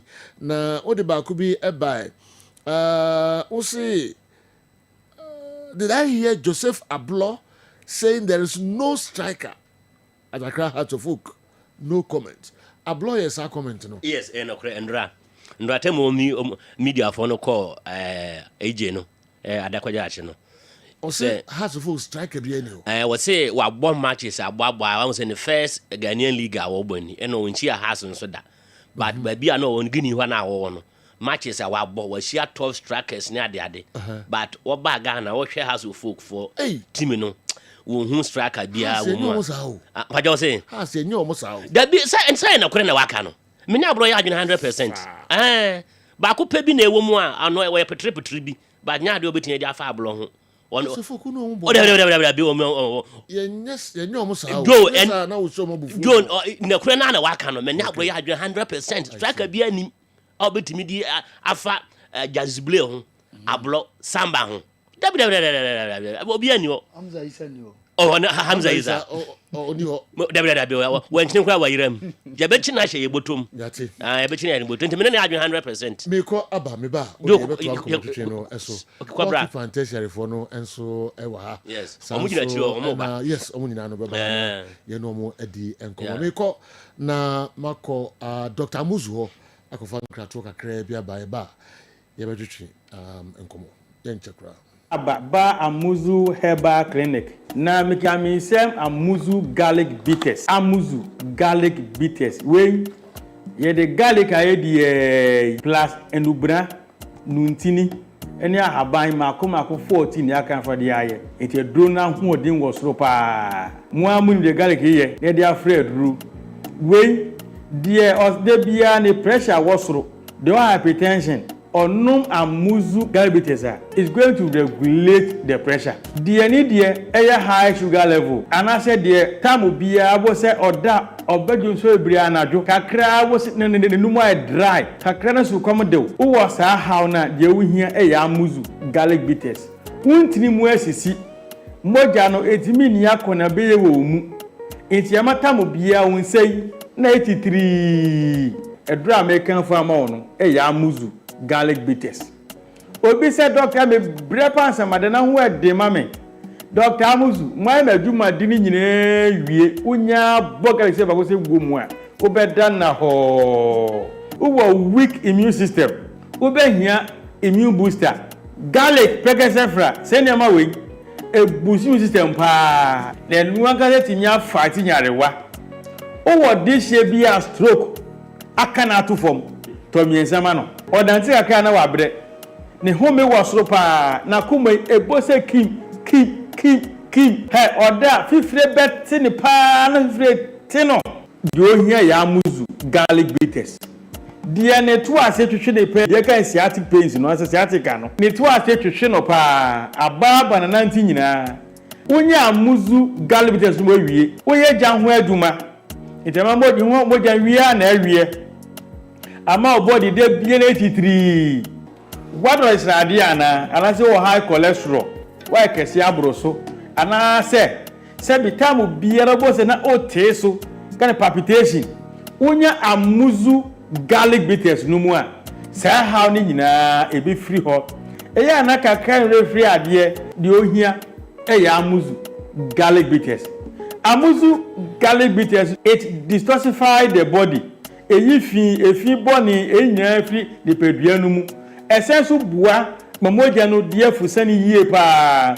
It also controls urine flow. The odun so basa odun so be hia Amuzu garlic bitters. Edro way e dia pretty pharmacy herbal shop biara mu. Open rose mi se bia. Fanama na otibi su na frɛ for further and better direction. Amuzu herbal clinic ana Mauji Hio Shalo me da hwefo ne tifo asida se ne ebesi ahia. Okay, we Dr. Amuzu the abreye eno. Anafi Sunyan Zongo ase Kingsley what makes Kumasi Asante Kotoko and Hearts of Oak clash super. There's no difference between them and the other teams nowadays. They only have money and supporters than the rest of the teams. And if you put that aside, let's be honest, they are the same. Na and also Anefi and the Abraham every Dabi. So no answer. There be a question here why be so no answer yi no one. We see there's no difference. Well, I now stand about what Sanka say because of your supporters any second. Also chese mo performance. It means we are pitching so asem no work. Dabi ni nyina ka ho bi. Ni nyina aboa ne ntakra na ma no ho yakasi o. So ball na mo ball na de kro. Dabi nye oboa nya na kro. E ya de kro akotoko e da sen. Ayi nzo atrema da sen.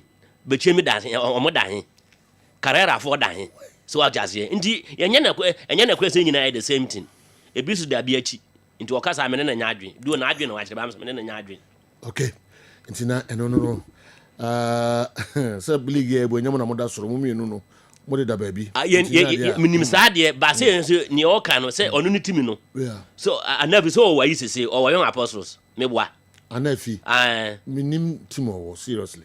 Anafi you know no mudi aro no I'm saying say ayi nu ya penny no mama salia na oka mama salia didn't go for din be mistakes wa how mama salia na ya PR ma young apostles no what didn't go for din okay almost say can no akikanda ope u dabi nyasa na opache wo baby jo we ata any ata sa na boase de okoye me say ata ni ata almost omunya in pa ba boase de you go bo bi din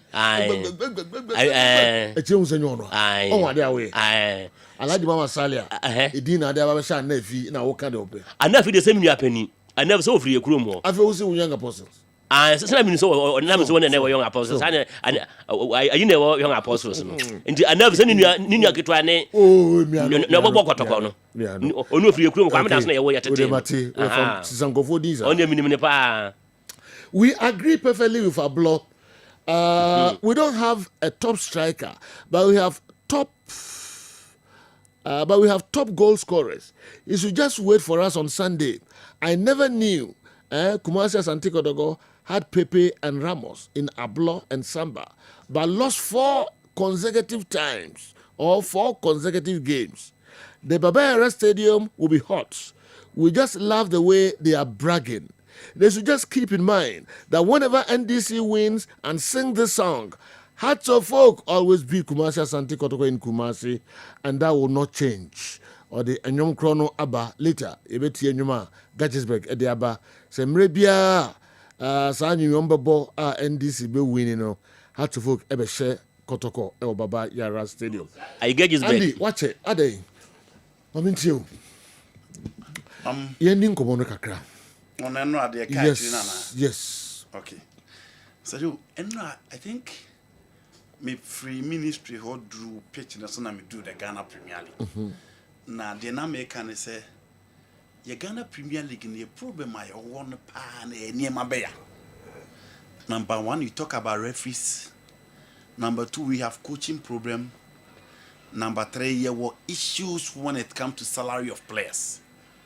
Any sound problem when it comes to pitches na isi so akan. No kure wo mu ne say. So uti wo na sa wo hwe mrofo ne ball no. Na say wo se omawie nti o switch di Ghana Premier League na. Nyamianim no kure nim ye. So how colorful I mrofo ne video ne ye no. Na de betoto ye de no a who say we are miles away from level na edema wiase nyina no. We are not saying say yenkoma sa level na bi, but yenso ye betimi anya ye fair share of your level a yenso ye betimi ndi ama. If you are talking about investing in the local league, the first thing I was saying, I buy no share say venue na ye see a kind saying it here. I buy na nkasa wo venue it belong to the government. Enti ye league ne se ye pese ye boni ye, ye pese players enjoy play. Ye pese nya quality background. Ye pese ye born ye fe. No be a shall come unsem ye dia.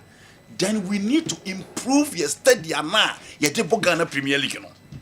Emani do a certain status. Say the bear ye ba. Obi any bet ye be obi afe na bet TV so na ohwa. You know when you say ohwe. So that is number 1. Improving the pitches into Ushe Kumase, Usha Accra Sports Stadium, and the Yenya Legon there, you brekum there. We can talk about National Coronation Park and other pitches that belong to the government. No? Apart from no, individual clubs and so on, see invested. You call it for investment in the local league and so on. You support to no upgrade the pitch standard. No, so the buyer and conquer say pitch back on them. You know, pen the you almost say. On Timmy for Anford and Stamford Bridge and got to Cravian Cottage dear. But at least so Cravian Cottage na say St. James's Park ya and also a certain level general at least a new akesiane dear but enke to woman so and also upgrade to a certain level at least a bit me am born ife. So that is it for the pitches. Now we are and when I make about salary issue no and I say Franco say me nchire mu ye. So Joe, the man say, if you decide to go into the salary issue now, and also you are entering into a different adventure, because Joe, you will come and you say, even government workers have a problem when it comes to the level of salaries or more attaining at the end of the month. Player salaries, unless they decide to say, subsidize it, be a tier player and a 1,000 cedis a month, I buy this to for 500, and no, a different adventure altogether. It is for me in terms of some workers are buying into your salaries straight away there. As you know, I know they make it a break a crack. I don't think that would be my suggestion. So buying make your salary and farmer kotoko or move your salary ma has or move your salary ma media ma no. I know there I won't suggest that. Say almost subsidize yeah fine. But say almost your main salary for club there, I won't suggest that. You know, yeah, there's another problem with our football. That is referee. Yenka sa ba ni adwuma ni nyina free afi ni ho, but at least sikana yesusu se odi be chema e bebo ano certain areas are or the rare betimi improve your game no na you tin kasa no ka asem bi o say ye ball ye e bebo ni kwese da ni e betimi ambo plate nyina awie ye mo match ni nwenu bo so no obi ya e bo e referee. Referees are complaining about the level of salaries. Sika e de mo omo ne nye sika ne nsa ma e ho nso ye betimi di bibia ra ho. You bet me set up a different scheme. Referee be improving in terms of officiating or in terms of subsidizing the amount of money a day more money. Once you know we need to work on that. You really about the coaching side of it. And that's all share your ball now. Almost at the coaching side and the developmental side of our game, both the mental and the physical side. No game now both a break at now. So already about Kwame Nkrumah previously. Or the Ghanaian coaches Echo Cologne, Emomuko Suya and you know, after that, a year school Omuko no Cologne, Afcon Ghana, ye Bofanas and Kwama 4 82. And now, see the Jume Maluka Kucha, no Biaman and Sasso. Near Kasakasa, see a better radio Sukla Kabiama Luka Kucha, Yakuma Mupano, ye nimse that kind of local coach and your fit, I'll bet me a coach the national teams. And now the local coach. Echo under 17, under 20, under 21. You know, on last year, say you know, because did you go the level of competence? You almost so bet me a year, you man of them. In the government, you bet me a factor who to say the classical type of coaches are 1 year and to replace you or more. In order to replace those coaches, no, your coaches now and I say your former players now, a bit more senior coaching it to a certain level, no, yem for Munko Bruchi. Omunko share refresher courses, omunko ya attachment. Na general, within a year or two omuba baka omubetimi aba abe improve the level of coaching ye work in our football because ye born na enyefe ye born na a players ni improve no coaching na eka ho we are then you talk about security general betimi akọ venue bi na police for be 4 pen ho Ghana Premier League match na police for be 4 pen ho enti ube us asem si a omotwafo bi aso ye wi so omo ne omo na te community ni ko enti no asem ni si omo suro so omo kwa akoka you know the government can work in hand with the police personnel now improve the level of security our stadium ni nyina ye kwan a ye fa so e de improve your local league no eba na matimi koyi so for me there should be a certain amount of money was say general ye di wura league nim in all the departments here matimi akan say the buy a league ebetimi akoyi. Another suggestion will be no crowd dey say do oh share NDC manifesto for sports na wom almost say Winneba sports college obobesa improve no there were a lot of talented players you know now you pick it from the Winneba sports college and as I'm going to say Fredo there were a lot of talented players you pick it from there mean kai kra na menti you know mete samolinkum there again the last time at the late Joe de Braba ha no ti ha na okan players be brave said oh ene ye ma right to dream enya chance what for new hobby akwakoye individual teams ena ye pick talent free enti talent no bonse ye pick ana akwakoye asa akwakoye conflict of interest penny we akra penny we boy penny we ye ko ya na atwansan but ye nya a certain school ye believe say ye bo senior high school games ye bo course games ye pick players omo ye talented woman ye form ko school we at least a year or two the ancient coaches young teachers omo be training both the physical and the mental side of their game the developmental side of their game it is said their country to say Belgium here the last time here St. George is there oko France at the Clairefontaine ho oko Brazil they have the Gonja Komori sa areas ni na you know sa players no under that school omo improve no mo ba be do topper who player now who say what build a player no matter how so you have the opportunity to represent the country who the commitment and the determination level and the patriotic nature now you hear from a player no and do yen konkonenam abrochire nkotonkra se Ghana ni bia odin akosa na say Frank soso bia na osu soso bia no fa ho bra na bebo blaster at say the last 2 years ni aye no enti ne players ni gina parka ginu na ye question say players ne commitment e wo fam players ne commitment e wo fam enti those are the areas see decide see ye be hye ho nyina mu ginu ye build the Winneba Sports College na ye benya materials from all corners under 17 obo say ye be integrate players na sa they will go through the process no mu do that height now we expect say omo be the main national team color to represent the country now obo say yes players now are well prepared and ready for battle. Those are the areas that you know for now. Okay. Yes, my person can answer. The countries like in countries like Kenya, Zambia, and Ethiopia, where the government supports clubs in paying their players, they only subsidize, and this was captured in the NDC manifesto in 2020. In Ethiopia, the government pays a minimum wage to the players, and the clubs add. That's why they are well paid. That's why they are paid well. For example, government can decide to pay each player in the GPL $500 minimum, and the clubs will add based on the player in question. In Division 1 league, the government can pay a minimum wage of $200, and same in the Women's Premier League. So the clubs add. This will not be too much to ask. Guy Jesus, Tema. You know, Oko Rwanda, the clubs in my district assembly, no. It's a Kamefan and Sekotokosia, and Kumasi Municipal Assembly. Kiemin and Kaheso. Say, my friends and Kio club bit set baby set afua, Nankatafonso, district assembly no neche to say the Okano. But you know, I won't even go cast a buying could you $500 for a player. A suggestion, okay. Figure bin waka. Okay, figure bin waka. Well, that is another suggestion. Me sure pass it was part of the NDC list in 2020, but I want 2024 man farmer. Because you know the situation now and say cost subsidizing salaries of players. See it to me, yeah, but you know very difficult. Now as to say over sponsors, me they no can when I'm there not in as a brand kwaba. You know my mother Zambia example ni be prepare. Zambia was anako, the biggest bank guy was Zambia. And now almost sponsors anako for. Now Power Dynamos electricity company almost operate in Zambia and almost operate in Nigeria. Almost sponsor team hold the almost atoso. Now so far Zesco United to say ECG or Ghana.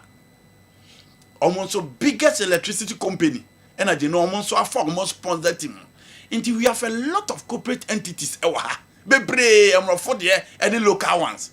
The government need to reduce tax rebate or the mass microphone na you know almost what me fire clubs him they need to have a meeting with them, discuss with them. Now mon team support to a team so no man man team go ye and no crowd the sacrifice in problem but giving it back to society and no na ma on ma brochire who pitches bebrebe obehuna we are no the diato so obehuna we are no the diato so and for me that is another area the corporate entities no almost betting a link with the clubs. I made that government no almost betting a sponsor clubs.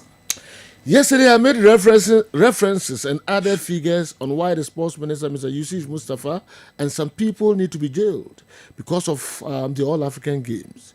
His Excellency John Dramani Mahama should appoint a sports minister who really knows a lot in sports in order to reset them and will put the leaders on their toes. Some people liked or disliked Neil Ante van der Boy's style, but personally, I really loved it and I want a similar style because there is always danger when the sports ministers become twins with the leaders of our various sporting disciplines, especially football. Please, do you see how Mustafa Yusuf and others did? Elvis Efriye Ankara kept singing Jama with the Black Stars in 2014. And did we realize how they mishandled things? And not to talk about the Coconut Saga and many more.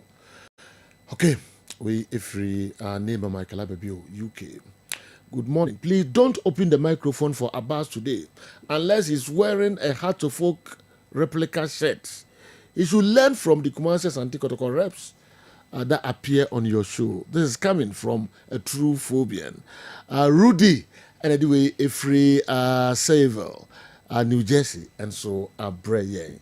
Abbas, do any more? One Hearts of Folk replica shirts. Yes, ma, Ubia, ma. Ruby, Unimune.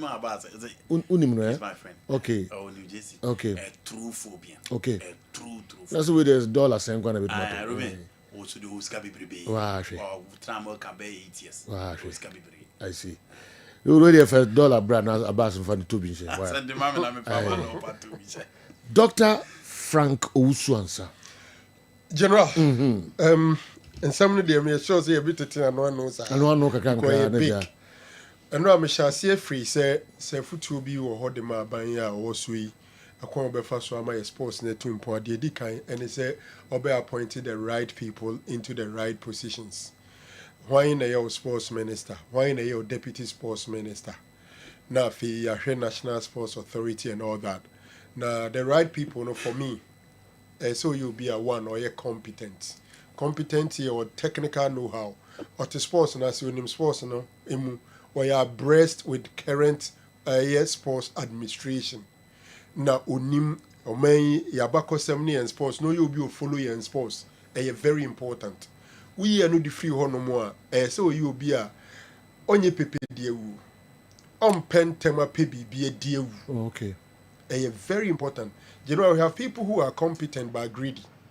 Such people will easily be compromised. Na unyaye compromise so sebi na referee unim DNA o nema esesa odi tutu yi. E bio ene say esesa aban na nkasa.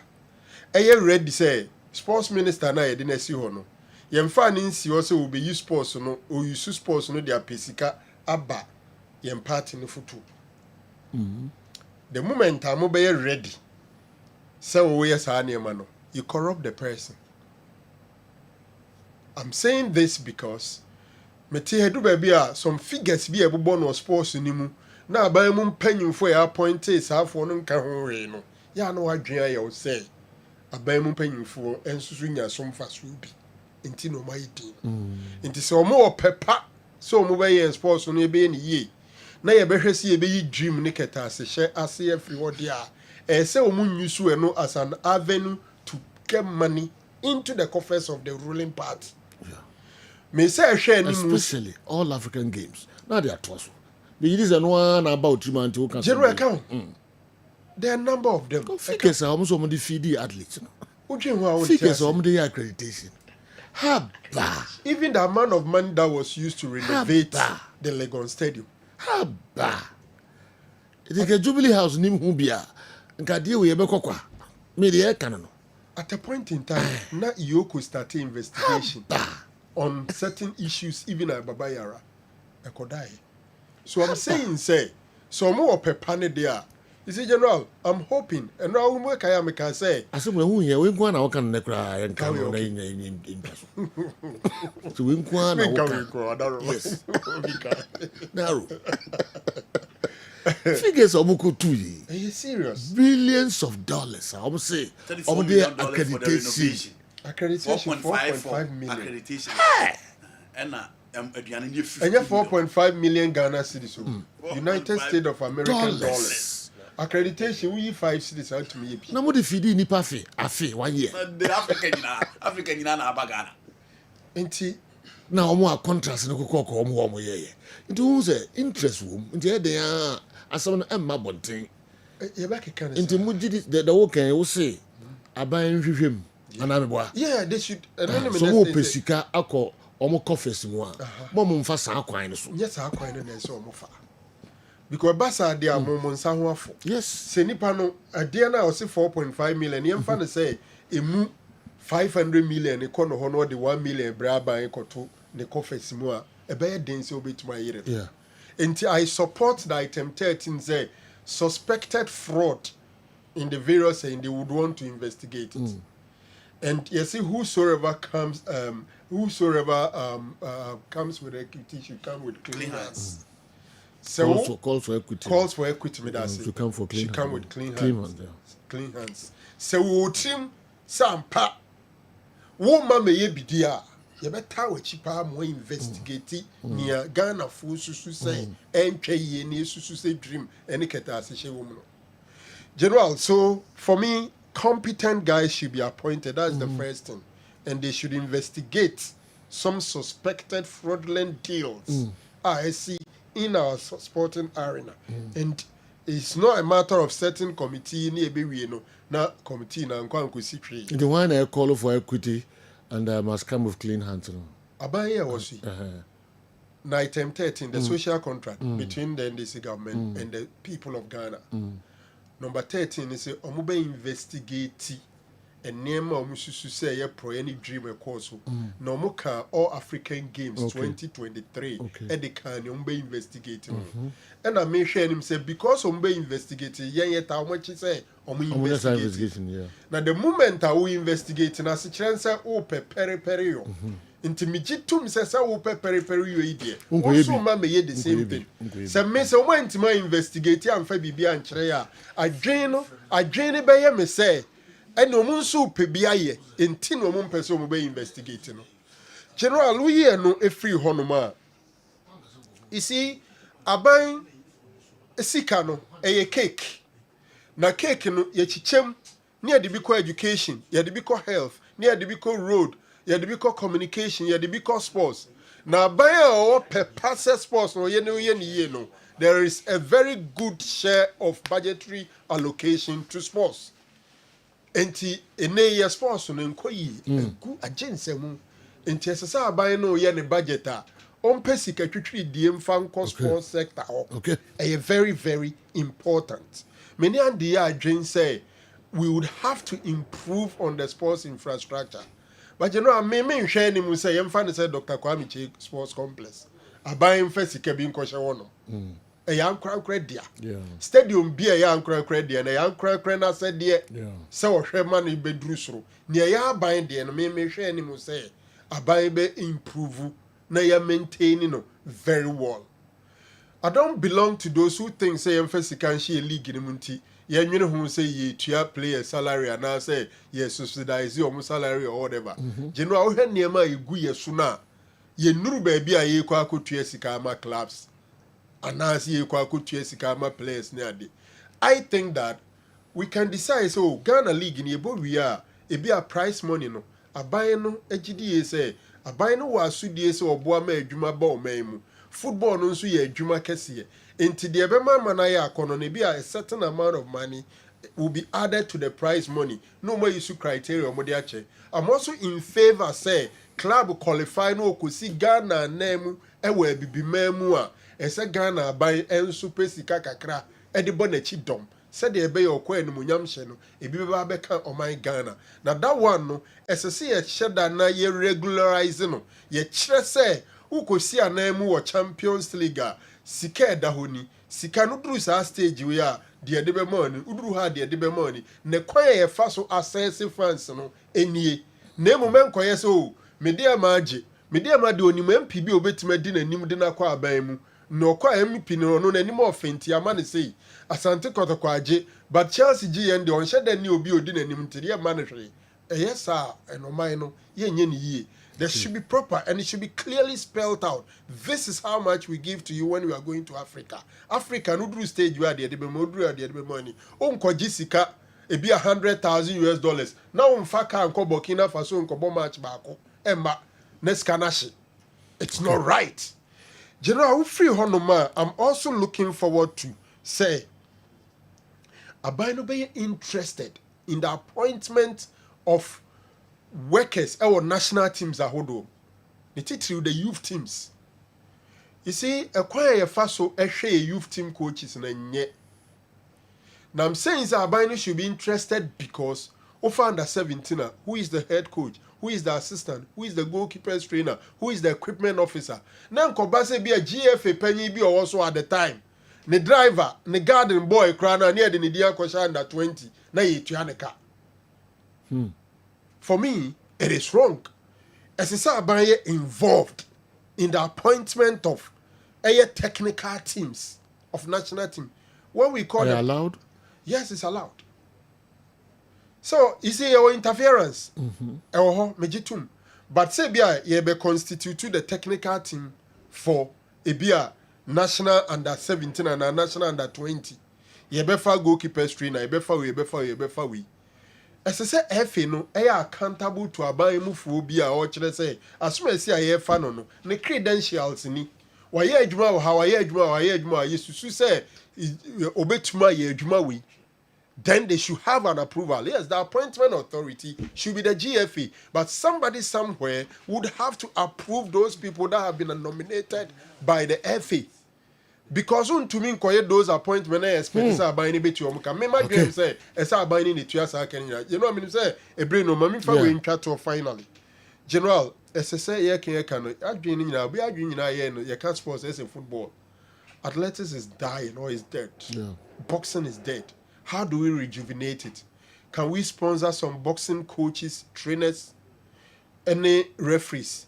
Yamfo munko ebi abruchire nkosua bibi kakra omo bakra na omo da payroll so not to say first e brebi atwam ye world national sports council coaches no mu training footballers training athletes any ade for free no. We should go back and look at the template of Nijan Mudijaye. Yeah. Some of them are still workable and it can be done. Okay. Into the brain into no. Listen, my baby bro about. Wow, no more special advisor be my way. And as deputy gra nafi any lean government His Excellency John Dramani Mama can enka baby do say nafi is a deputy gra ideas in so all right be you see what papa be because sika wo mem election when them who say sika wo mem why not opinion this will be our sika. Selfishness, no greed, no corruption, no no free wa. Sika wa ha, ko Burkina ko jade, ko Mali ko jade. Mali for military government about 5 FIFA approved stadiums. Rwanda. The change in government in Ghana presents an opportunity to address the challenges contributing to the decline of football in the country. With renewed leadership, there is hope for increased accountability in the Ghana Football Association, better investment in infrastructure such as pitches, and policies to improve player welfare and league quality. Prioritizing transparency and strategic planning can help restore confidence in the sport and elevate Ghana football to new heights. Now, turning our attention to Sunday's match, Hearts of Oak may try every trick in the book, but they are bound to lose. Kumasi Asante Kotoko players must step up and play with everything they've got to make us proud. For Coach Ogum, this is the perfect opportunity to redeem himself and restore the fans' faith. All he needs to do is to get his tactics spot on and ensure a win against Accra Hearts of Oak. On Hineba Kwache, Cologne, Germany, and the way Abba. Yasi Coach Ogum on Lusu to Hearts of Oak or league game biada. Well, let's see what happens on Sunday. Yeah.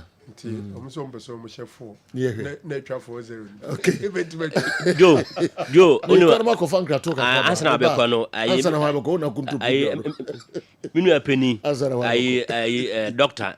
Pesa me bwana abaso yo enye yize say obetimi asua de na wa kodru sa level doctor de in academies no yo enye yize enye yize kura yo enti me sure say wo ko doctor ye enye de professor beba aha obo ko professor ka ko twa heba for say na me sure na power ya de enye yize ye ba na fiere de aka nyina atoa so amamo American chair what you for the phone na. Say Joe, you know me no ma Ghana ayede na meme neje. Oni beji ball. And asa de be sana beto pan with them oni age. Na se ne ball na awie sa makoni edu. Na se emunye da foni ebra dem de no. Na se dem de no be ye wo dade a. Na obehia edura no odin ti se otwa he ba powder. We ni edura be ma waye mmere. Kojo to na kan sa akiro. Ade no kura ewu ensori biem. Enam yade binti no me pa chew no mo twa heba powder eyedua no nya ya ade a wo hia ye nsuohye wote ba akwa na wo de agum unum ane fra na wanom no gona asa na ebra akoni padua ni mu no ehona sisi na ya wo ya che enam adwumade binti sisi no hwea enye yie no wono mo tware se kima na si awe na eko ebi onya ka akwanhia na amana beka honom ana ye mesini upeja blog ni na beka honom wo de no mo twa heba powder asa si awe na etu ase na edi amawo koko na etete wo koko nti se bi ko private moje ba nya asem ketwa koko na koko na atwe ba na eye wo ya koko na fi hunam na ani nyina mesro ye ohia wo twa he ba powder ti wo twa gunsu ohie mu num enya nwono enka na ono mo twa no wo yem na ebom kum koko ni nti no nyina ebejai ebetu ase kama na edi amawo na ho atimi ato be ma na dwu ntumi na wo ba dwo so sa ma de ache se we wana obi ba dwo so wonte na mesro edura wo hia wo twa he ba powder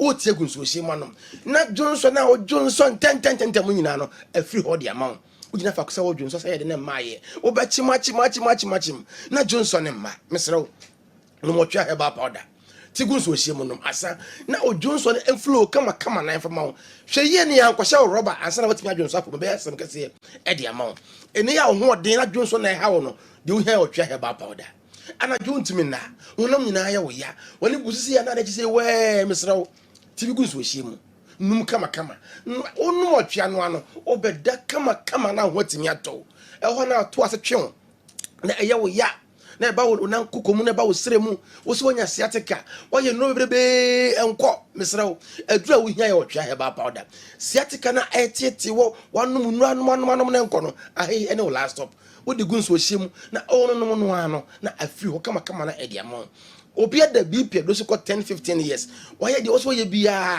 enko sani pa na no mo twa he ba powder na BP na ba normal dia mo no wo ye be ma yare maka wasem nyina yare a etimi gu ani mase etimi ma be ye mre e ma be ye mre e wo dem mu afi wo ho de sem be kofom mesrew ebra ono mo twa no na yare na ekọ na wu brand enti se wo na ye be ma yare bia hawa ono mo twa pe 30 minutes mo so ni kan na ete e wo so tete pe bibia ye num otwa heba powder wo ye oba men's no emme ye eba 2 days na etwa eba na wayase ye wo ya ebia ko ya dibi na na koba saa de ohia na otwa eba powder otu adu na frame ebeto de obe ne kama na etimi e de aba ma wo your numbers no screen ni so fan frame 0591 56 55 57 0591 56 55 57 0551 22 82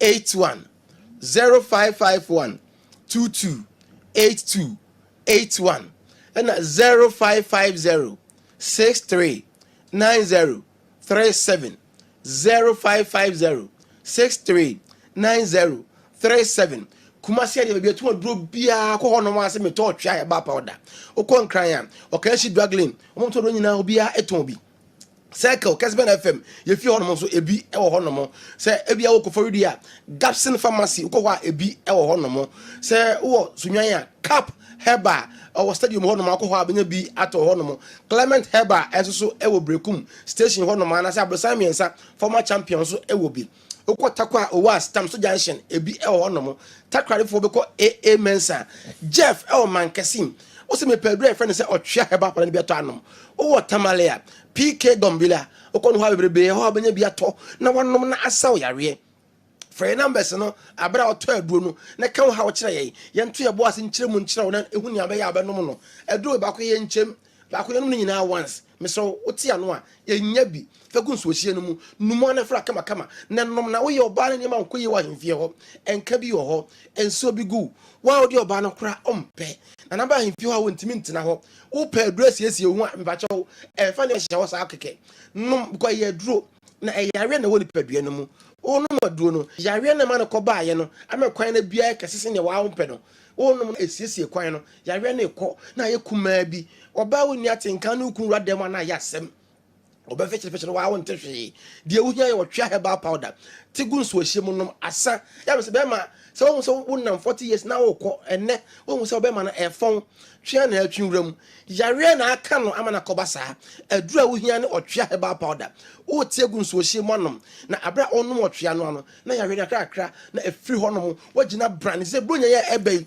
ye de otwa na esiesie ho di bronya no sense abrochirefo ne ba omudi sika ba yenso ye bo ha ye ni sika ye me sisi mo ye dren because the sika ba e sisi mo odin a won timi nyimfiri wonsem na sisi ne mu ayemre sika ba de ne obaje ogara firi wonsem sisi wo ho ye be mamu ne timi gina brane ma yare ne nko stroke na aka wato form ama fa adwodwo sabe man ne kra be makra no be masem nyina atiko ewu ko joto a oba no mo twa Heba powder na stroke ne nti wasori na wanante na onante nya nante keke o esa de ahode sonko be gina ma hwe no mu amotimi apempem ko wanim me se be ma wote ase a eni kwan se oba mawu e wo se wonya nigye de biara da obi se be firi wiase sabe owo di e wo ho e de na koda ba na so se owo no nya ma ya ye boy ho ban firi ade ho ne nya apomuden sonko de nante tia me se Dr. Aji me kama sam say oba bia wo 7 gate ah wo say obi ma no bla no hia dem no we be first gate second third fourth last one what him Aji wo si me nyai wo se to aso akoni ye when you about 10 years ni oba ne kan Aji da wo wa muta me 2 minutes petre pe no wi a wo de offer your numbers na wo frɛ yan no waka wo ha wo na kyerɛ ye na ye de key bia kan wo twea no ho na ye de ama wo na onu motwea no na yare ne kɔ no wugina brane na o type na kɔ animu mantie no de efi 30 mo kɔ no time bi o ti meje 54 no mo time 10 minutes because mo ti meje time no anadwo na wa frɛ me Dr. Mpacho me ho kyerɛ me meje 50 minutes na mabrɛ yentim na ho hwe biem gi time be so ene wa ho de ni wunyini mu aduro ne ye otwea Heba powder ba bi etu aduro bia bowura ho no mo kumase ya no mo kɔ adum museum ho Brahima, the rubber stamp original ones no bebrebe e wono ho aduro no we na o nom na asaw ya we say enetie ye nchem de onam bia no benya bia to kumase de ba bia enkran de ye okashi drug lane ashama ye ekus pharmacy takra de AA Mensa takwa owa stamp junction PK Gombila e Tamale fire numbers in the frame 0591 56 55 57 0591 56 55 57 0551 22 82 81 0551 228281. Last number is 0550 63 90 37. 0550 63 90 37. Say who sunya cap heba stadium obi o hono and na wo brekum so a Clement Heba or station one as a former champion Abrosami and San Obetimi so akọ woman and foster vida honomo Millennium Heba and so ewo doma ahinkru and a kejesi Heba and so ewo doma ahinkru e drone ye otwea Heba powder and yes e jane showa wa na obeba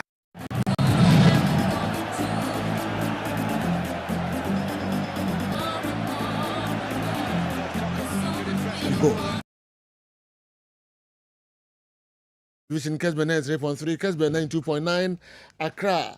Abodu mi no pa sima enso pepepe ye pimso ye ko enim enche Newton Latin Marie Data behwe Heart of Oak eni Kumasi Asante Kotoko team no mienu and also behwe as Accra Heart of Oak later. Ochina na oba behwe Accra Heart of Oak. Your porcupine for no so ochiri amu beba na eno mo atwetwe enkomo. Na say there Abraham ha sanso na kwam kakari also ewa from THB omo ewa heka THB the whole brand omo na Keti Kumasi Asante Kotoko team no omo bibia jerseys ni bibia omo yusu bia esa THB foi na Keti Kumasi Asante Kotoko omo enu ewa manim ha we no omo twetwe nkomo kakra na yento adwede no so mami nhyase emfiri Abraham na boko de Sergio Boko de nyankopon ase Wame, Bibia wako. Sergio nyame adom. Never know people saw the tools on the young can was him. Oh, no crime fino. We are no cry. All right, I didn't know it more behind the Sergio, that's the next one I can with your man, but you Bibia. Sergio, wait in your bonnet, yet THB. Yeah. Your day Jesus in the bar and a short yeah. To say the Yamin Adaroma, Yadikotoko, near many in Naba. Okay. And the near man different in Yadiaba. Near said Yaba, baby, a chabwan. Why yes, I know, yes. Inti a honey mana would you when you say Baba near presentation, the amount say me. Aye, Bremby. yes, a broby, wow. A broby. Near catch your supporters now say any has match need a reputation. Koto with THB Jesse Nation of Fabra. Okay. And one I said you buy an answer the namna. Wow, nice one. And idea me menya ebesumbu ama me bakupa. And say menya sa THB KTB. Inti minsan Kenya minsan nyankan kura me ninga na was ebe sumbu ama me papa na wo hefa ma me hwese visitie say na say bag the shima e dia banini okay we obi ani bi 25 so nkwa na wo bag we bi place kura hye da ani bi tu nkwa de odem fua wow na ye behwe niam a hye mu na I see yeah we are THB t-shirt afi ne de badwa so manso I see THB t-shirt ya je obi a nyanhu bi eno ani minso muso quality you to be wosoro pa sabi ni sume na oh yes actually so come up the Hope brand THB mo ntiase no the Hope brand what the band man can never say program you nice one na dey be dey ka ho bi o we so dey team no niam na e wo team ni hodum okay team ni o kids ni sa camp where ni sa na ni na yes e bro bi nice says Jojo ma wa ba ma e papa sentiment da wase bro you shall be an shebi this only team for no go an be shebi I see you shall be an shebi quality was so papa mo ye de mai be kumba mo ye de bibi be kum ye press na do enu abi the jacket is ni say Jojo no so e di amount we team no kwa team ni amanu kwa ADF oh nice now when you be my friend from say the man money be that we special but my banner calls baby I nisremo we dey the brand me nisremo me the masipa na ko ponchira mo pa me dem dase na ne ton ne ade na te say sales ne say what you can say ni nyina aba right colors ni nyina colors bia ni na oh okay ni team ni niema ya shada ya okay and also ye ton special ni na aba all right and this ni short I say ni na bi aba okay yes Sunday rep your jesi wo ba na show jesi never bra okay yes all be support to abra no asha talibia to the new kit sponsors ni jesi ni bi na fabra na information house of folk the colors say na ewo market obi betima kwa akoto this year because GFA ni ma nti ka say two colors okay the red no red and black no they say okay and yellow is so me okay but so we penny bi now person customize say the last year you dey share box near the bro and you be blow player version ni bi near the amount now so wahwe now so you can crash so the aboye nti sa arrangement ni sa na ye kono and I said yo menam say match ye person ni nipa ni na ba no be fill stadium ni THB say ma Kessben take it to Mako 100. Hey, you don't some fanchema motive for na adofo na say omumra na me park na ehye oma okay na efan kunimdi ensam enkosoro no you don't say papa 100 tickets 100 okay 100 inti say the omo na I ready there ana omo say arrangement no mo Sunday and a ticket no okay Sunday na be omo say ase omo say nkofo betwagum inti Sunday isi pesca dia ma ye nana all right inti mbi na o say tertiary ne cost stadium na ma cause players ni bibia na na pin na ebo team no ka o ti sam rekra na wo bia wa so wo bi no na so abeyi bi na so de aboa because ye nana na ebo kan I was say boy nana that mean ka say nana nkwa na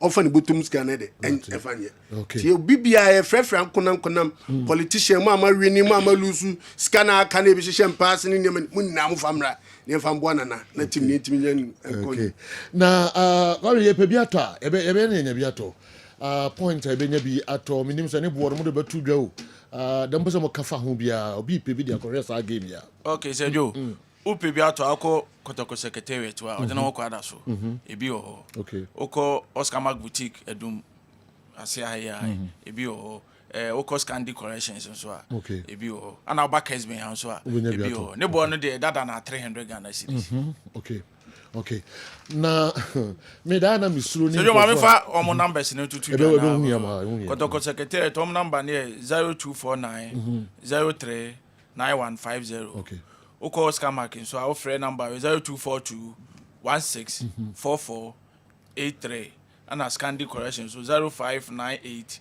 11 4227 our friend number si mu bia Kessben aso a obenya bi wa security post wa obenya bi na minima de ana mo edu bi ana nipa bone for do mo fra o na kwan bi o me fa so mo betwa bi agum bia no mo ye bibia mo be sisa de ho ano kwan Sergio afi obi just no try do all types special features bi so all top replica just ni bia ye fa Brazil de ni nye de ebo ha say na logo no embroidery na dia ye replica one embroidery wo de nya embroidery okay de just de ma say eno de nya embroidery eno de light to touch shiny o but we need the embroidery na de e wa say okay I said that me how what the difference all median me a different we the version and the place national okay we the end be the place national be na de bro okay ti no ye man panimfo a omo so betima gi kakra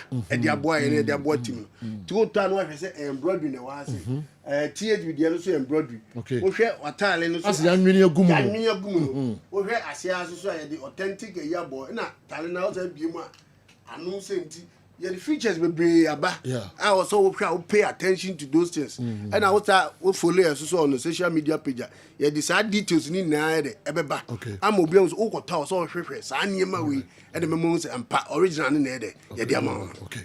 This is the nyina you ready. Be ato ne bo no we say. Bo na e dada na. Yeah, wa bonti na 300 Ghana. 300. Oh, okay. I'm say for so old ones no last season there no. And so I'm say be will be here no so be because somebody requested. Oh, okay. Okay. And you didn't na be Beba Stadium. Okay. You didn't na be Beba Stadium. Nti say o person o share old one bi susu a. Enu bi na ba we nya bia.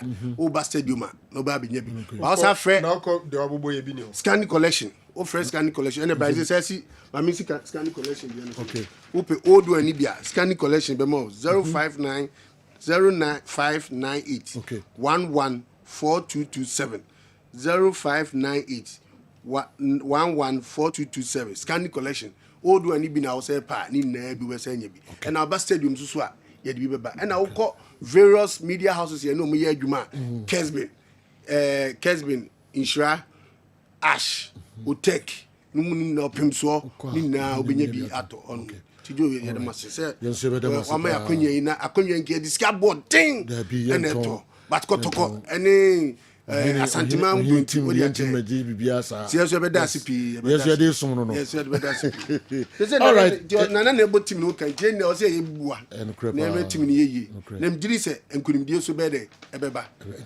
that's jo okay Abraham ebe da se pa Brazil Kwame Kakari nkomo ho no later ebe di no abonten na yes stories better no go okay uma yanko eye porcupine voice ho na ye no mo ntwetwe nkomo kakra nsa na mako Newton Lati Marijata eho porcupine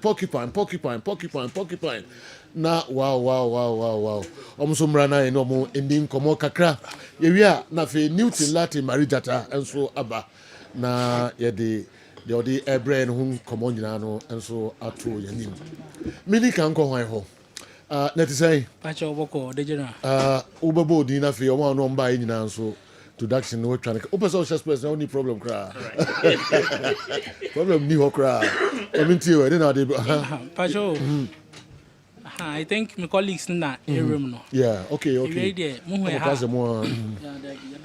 wow ya dos kaka pacha we there mo ho ha boko I'm say yedin enyina yedin ene porcupine tertiary sure I think viewers and listeners in the be bring me because menka obia di mobia do onimo yes you know send yedin city and porcupine tertiary morago ye ko bia nka say tertiary institutions all across Ghana ye tu ye ho ache say ye be support Asante Kotoko na am say kwesi ade ebe ene Accra Hearts of Oak game and ya tete so mo kasa ya tibi sure but your fans and so ya assure me say match win yes throw mo mumra okay mumra my if say me kai say afise sabri omo yete say next forecast omo je Accra Sports Stadium e ho na omo ka say oh ene Kumasi omo fie nti omo ba ha ye de enim say next ka no omo pe nti omo de be ye home ground say ye baba yare e be ye omo home e wi ase ne ye hye omo ema yes sabo home as the home team no yes a hye omo ka ho nti no your fans in your room, if you say, your casa Asante Kotoko, and your domino and Makotoko, your Kotoko. Throw my moba, nay, your fa. Say, restance near Banner, who's any panu Hosana. Him say, I think, say a bois. Rano so. Your crowns, your Mamurano, so no, a ginger more. Into no, you're your Pacific Casabi brief. He say, Mukomo. To know where there. Yamabo, the Sunday ban, a person, a tear for Nash, for whom can crabby. Okay. See, be better by an energy. Mo bati ho kakra ama obi bia ho. All right. Mo me ntimo nkai. Na minim so na ka opese obi di bi kakra bi ba na. Okay. Ni nyina ka ho. Okay. Dey bibia bi. All right. Nti ye twa mo. Okay. Ye twa mo.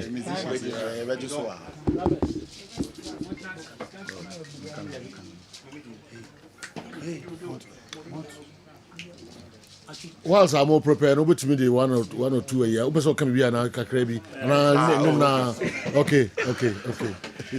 And did I come to my can say yes sir Asante man for Kumasi for so obia nyambo Sunday obia mra no meta Asante Kotoko. All right. Yeah, who said this week you know Nkrumah edin there but yes sir obia say at least Kotoko there Kotoko to obia mra. Okay. I'm support Asante Kotoko. Nice one. Yintimi win.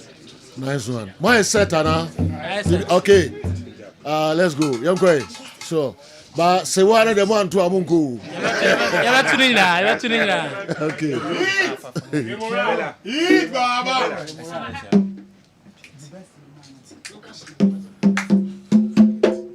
PT. Action day. PT. Action day. Action day peche. Say bomba ye firewa Enso say bomba ye firewa Enso papa ye simura ye frewa Enso ye nije mu are hoku na no nya Enso ye frewa na no nya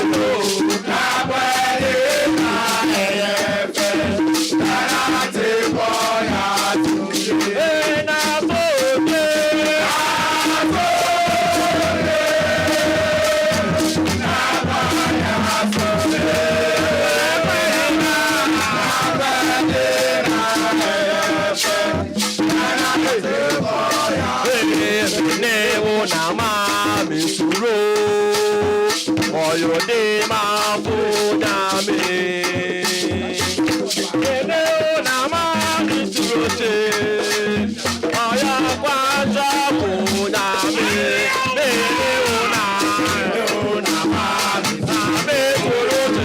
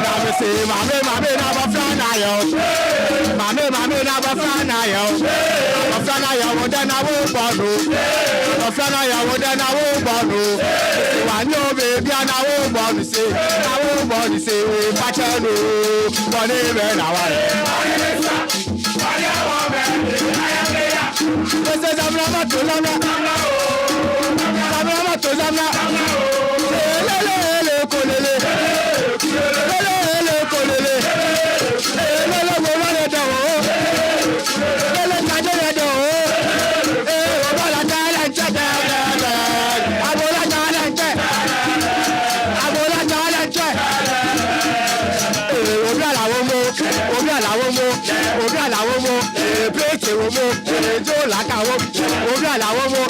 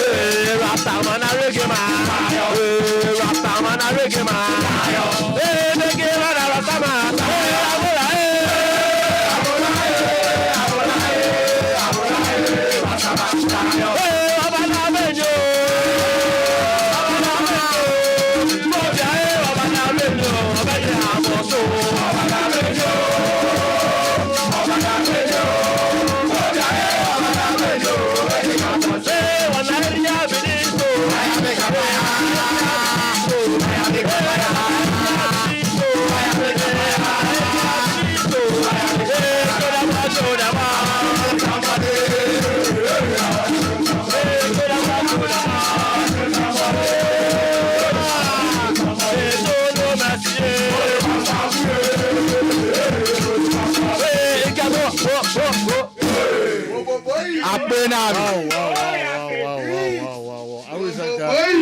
I always like I'm up to New York on Sunday, 3 p.m. I have to book that and take a look at Lady Nkunyaka craving and FS. You might a team for the actual for said you can't kind of supporters, yes, wrong. And you say a form no for some time now and shut down the best, but at least it's me share with Diana. So at least Yemra Sunday, yes, same penny for say about 12 or maybe a stadium.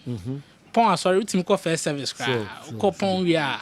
Fufu bi di wia dia kanya ye baba yara straight no aba yemra me the red one na ho hia me pa red no red stands one say ho no yetimu say ahunka wo so mo ba ti yesrem panyufo ene bibia yeah the masipa for coming kali mo wo so ha too much nye easy cry say one cry mo amaka mo nko ne ye buta mo ma sajo o se Sejo ose Mumbo sejo ose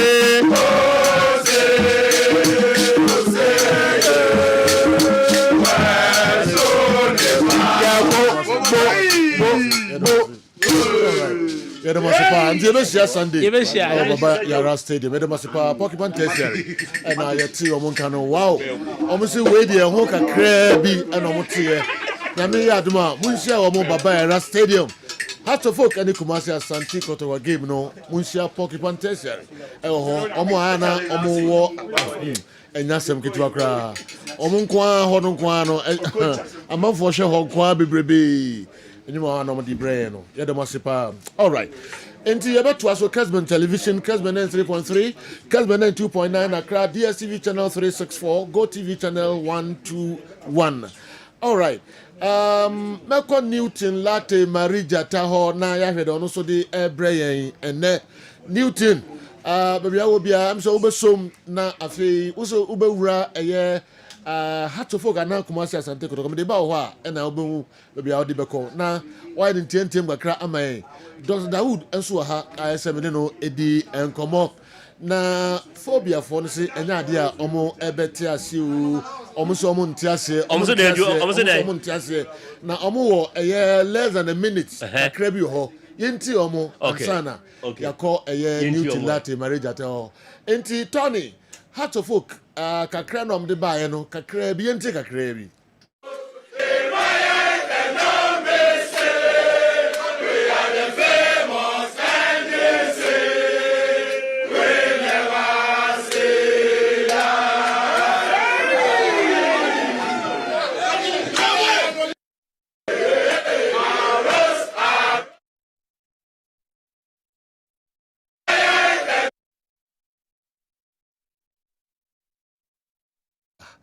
na Tony dia na okobo yi all right the friends here Newton Latte marriage at about me kakra bi emra no nebe yire papa mama nko Dr. Dawood ho na me ni ntwa kakra bi na fe memra na fire to apodok boko there and they want you me 2 minutes be pay asama to ye ne papa yes say yeah 2 minutes no mama 5 minutes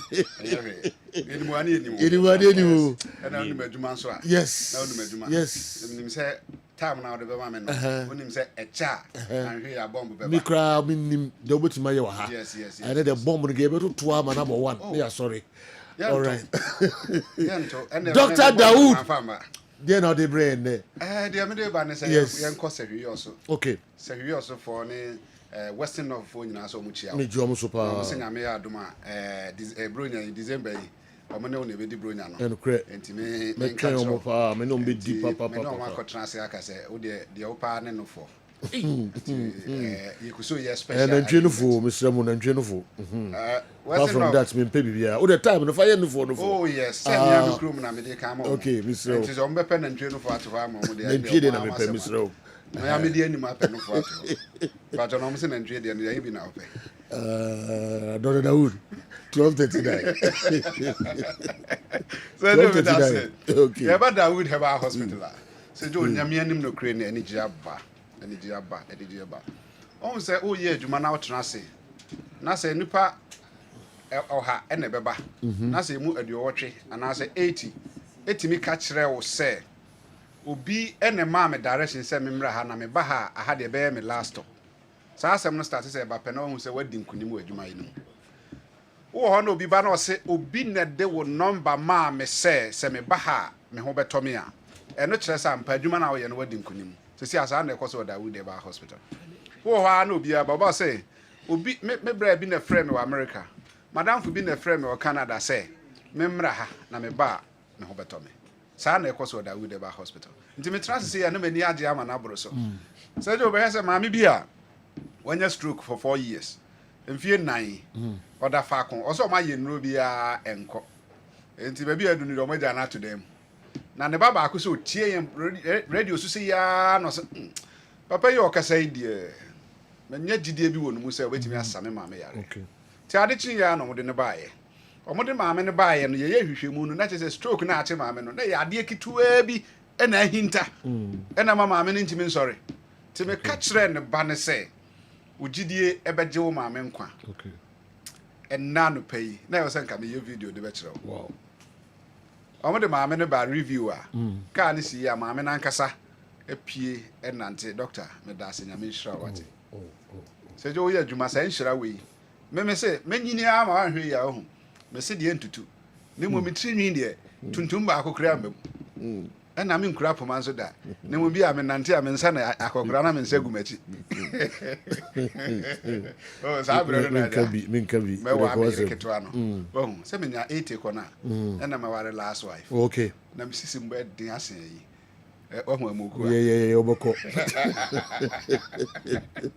sɛ jo ɛba saa na w'ani agye woyɛ adwuma wei na wɛba wɔ sɛ nyame nhyira wo imagine sɛ 12 years mfie dumienu ɔpanin bi ne bɛrima nyɛ adwuma da 12 good years wokura ɔno deɛ na 12 bad years o na mfie dumienu na wontimi nyɛ yi a na sɛ wote hɔ kwa good ɛyɛ ne deɛ na good ɛyɛ ne deɛ but ɔbaa yɛ no mɛka kyerɛ nsɛ ɔpanin ɛbɛpagya wɔ sɛ doctor woyɛ sure mesɛ ɛbɛpagya wɔ sɛ woyɛ sure mesɛ ɛbɛpagya ɛnora ɔfrɛ me wɔ sɛ doctor wayɛ adeɛ ɔmagye wadi na mesɛ ɔpanin adɛ wɔ sɛ woka sɛ ɛbɛpagya meko fie mi start here duro na anadwo me da ho me team ani gyina so den am say yes doctor kan say na ye hwehwe nansa na ebetimi atɔ fam no na Dawood betimi aye duro ama na pagya no de ehia kese pa ne say den ne man tɔ fam eno ne ade ehia kese pa wɔ Dawood e ba hospital ye hwɛ hu sɛ kooko ne man tɔ fam ana nipa no wɔ asikyire yare aye diabetes ana sɛ obi de wɔ hɔ ana nye diabetes ne mum aye hypertension high friend high blood pressure moja moroso ena yes ana obi de low pressure na say hypoglycemia nti ye hu we mu nyina na ye de nipa na tu aduro so a beretia obi bo nse obefre doctor apage wo say je obi hu say unim say ya o mema na bebre ho a manya nnamu yare na nnamu yare na ne complications no bi ye hu to the extent say timi ma be ma ne be ma jojo na no ne ba Dawood e ba hospital ye hu sa de na ye de ne tu aduro so a apage wo na answer na tie for mo fa me number ne is 0244 88 64 37 0244 88 64 37 and 020 168 1717 okay obi wo ha na okura poma ne ha nyina ye ne sisi wa ye dura nso ne sisi no enko omra Dawood Herbal Hospital oba de ne to aduro so ade hia ne se obi enu obefiti preko pe na ne se ne sisi abe ne ya na ne sisi achia age se bibi koka no ansa na sisi yare na ba nti ye bedi kan ye hwehwema hu se ne sisi na ye ne ya no eye nnamu yare ana se eye kooko ana opagya bibi na ne sisi mugi ne twi ye hu sa ade we ye ne de ne to aduro so a ende obo hu se ne sisi no brete obi na atene na den na yare ko se jo mentema wote wadwuma wo ye ye de nyina ato nchen o ba ye hwehwe wachira kwan a ye se maame na ne sisi achia no koyi papa na ne sisi achia okura poma no Dawood Herbal Hospital ye se ye mpesa enti nipa no ba na ye de ne to aduro so obo hu se watene ena yare ba ko aba sa bri pa se jo eye ye to asentini e koye nan kokomu no sciatic nerve no ye se sciatica etimi hwi nipa ne saa obi wo nante na bibi eba preko pe no wanya bibi ansoma na okohwe ase edu anade obi wo da na okoa ne namu a ontimi ntene ne namu otene ne namu nso a edu ba bi na otene ne a ontimi nkoa ne namu ehwe no na Dawood eba hospital yese emfa ho ni age awo umfi a wanya no wo ba ye behwe se sciatica ampa na anase bimpo ana ye yare foforo bi sasaboro na ye wo sa na ya de otu aduro so a sometimes tete no ye nananom wasa aduro no wonom kire aduro ya ka se ye wasa aduro a ye yem aduro no de sra nipa no aduro ba bi ne ye se ye wasa aduro a eno ne ye de wasa nipa ye de sra nipa no ene ye kire nso a ye yem aduro no ne ye de akyekyere ya baneji we nyina no Dawood eba hospital ye bi ho se jo oba bi ho pa wo na wo no pe no waya emma obekom na wo de na no na ayede wonim ye de ahaban ne ye de amanipa no e wo se osa tete no sa na ye awo aduro osa e obi wa bon se wo so de to de beto na bia wo de na no ono oba be ma no hia nsuo ni kɔ na fertilization ayede a take place anything na Dawood ba so apa ho e ma ne sa apa ho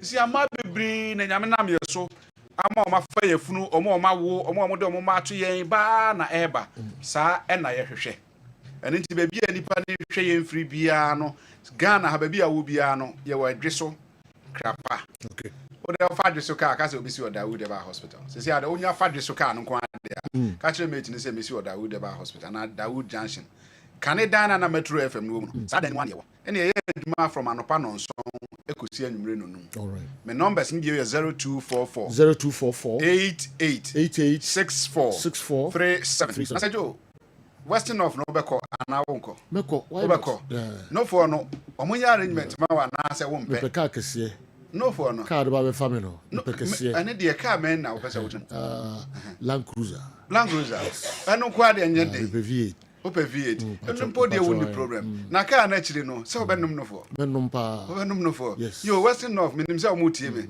Katachie kwasibu man kama se wi oso man ne cross abri wutie. Na ahema so tie. Da ben ya na beso de me kono. Oh. Beso me kotia nana. Ha. Na da ben ya. E se o man me the program you see 25th. Oh, Christmas time no. Okay. Na me do be select a day or two. Na fi ye de yakọ. Because nana ni na hima nyina wa ko mo asempa. Oh yes. Omo fi do kochia omo. Se me ya me ko kochia omo. Na kochia omo. Yes. And the arrangement is so be soon. Yes. Be soon. Say do pen for no. Say fi dey wa dia to. Ho ye sorry bro, anyway we no for. Omo ji say na dey tutu do. Mo friend Dawood Heba, mo friend numbers no na money no eni juma pamcho ye di agro ha ye pa the bana juma ye dia obia ese oye number 1 kona so ye ho na nsema wa mo boso no nyina na onam ho abrante no aya friend numbers no na ne Dr. Dawood eni nkomo be you how nyina every ho enso de amount pamcho owo dwoso krapa be bia na Metro FM e wo no adan ni nyina ho no makakoje amode yes adwuma asmi wo asmi that is saying boko sejo okocha kasapi pokipan tertiary for na be woso ha me ne wanka me nwura asa ha ehu ehu ma ye mo mu ye de enye hu ma ye yenso so ha ne yawo chapter 9 yawo biana se ne yawo kuma se ne yawo asem ne yawo yes ntino bibia ni wa akotoko be ye e be different asin do mu ye sa bibia de ye se ya no omo be ya de what was prince se bibia on be times on the truth I no bibia on be bia ye di kan ye eburu sansa no ma be enya na kure okuta baden kasa se sa okuta bread o se yanka bread asem wa okuta bofro sa o se da nya bofro da se ne yaka sa na akotoko 40 current one ne yaka yes last season ya bo twom this year no mo nhia ye de no mbobo no ene yaka ho asem wo mu se o ma hye yeah o ma hye ato aso 2 3 ayetu ye kale league ne yabo yeah league ne yabo because you go US na kan president cup ya sham to aso na ko fa mesi ne go US na kan hu bi ya ti ba ko ya sa se je ba ko ne go US na ne go US no ya president US o e 3 mesi president cup e 3 ye so mo ye so mo president cup e ti ya ko ne du ya do na se ye ene ya sa show another one bi eno ba ne na dika se Patrick Razak ene ya sa se Patrick Razak asem na ba kan da bi president also accept I'm saying President Kabia show mo to aso 2 and the third one last 3 games that be that say ya no so your boy be duru ba bi start ba bi be duru say we I'm say ya kwa no no ye kwa oh kaka pa sam ye share for US 3 President Cup yeah you share Patrick Shemu, you show me 2 President Cup. And I said, and cry the side 3 points and Cab Sisu. And I show more. I don't cry President Nanakufado at the park. And I show more G. And I did tell you what I was to be before we almost have. And I said for buy. Okay. And I said for do a libo. I would do one almost about Mocap and Eddie Codo. And I'm free on saying the President Cup. Not league yet, Massa Ejitum. Yeah, they say I jitum. Young Cocassan for a man, Edward Shannon, we are be. But Sunday match, no, and yeah, ba. Say Sunday match, yeah, ba. Yeah, about to our time. So, 2016, I told baby, and look near Sakaya, Corrugation, Grand Salas, Jebishop, Howard Nil. 2000 year, 12 baby, and a chum of Guam for nil. Yes, I'll try by a cyber my beam. Chat not to. Yes, send up on goalkeeper video, do an answer. And I just look at Sally Fansa. Yeah, but show me. He say you want Benjamin Sarah was a Fred Casari. Yes, sir. No one got to say never go. So, but those on the more go by friend Fred Casari. So, okay. So, but those on the more go by friend Fred Casari. So, we are coming. Okay. And he has supporters. No, I'm with the Sunday, I'm Park. So, who's almost saying has a phone, and if a quiet, and if a boss say, I down for near Cochana, I don't want even a whoop. And if a boss where your house for down for any Chongo Park, we do on a Chiana. I must say, you do a park. Yeah, do. Oh, Friday send up premper for airborne tea. Me comes me former student want it. Me kwa park and so. Okay, send me kwacha or me kwacha mo. Who see pitching? Ah, send me so. Send me ya time you get 2 hours to. Until coach no the premper for no, but I send me come boss in Canaan who in airborne. Now what I call premper for no. What I call. Oh, some more match there. Some more match there. Send me kwa park and so kwacha mo.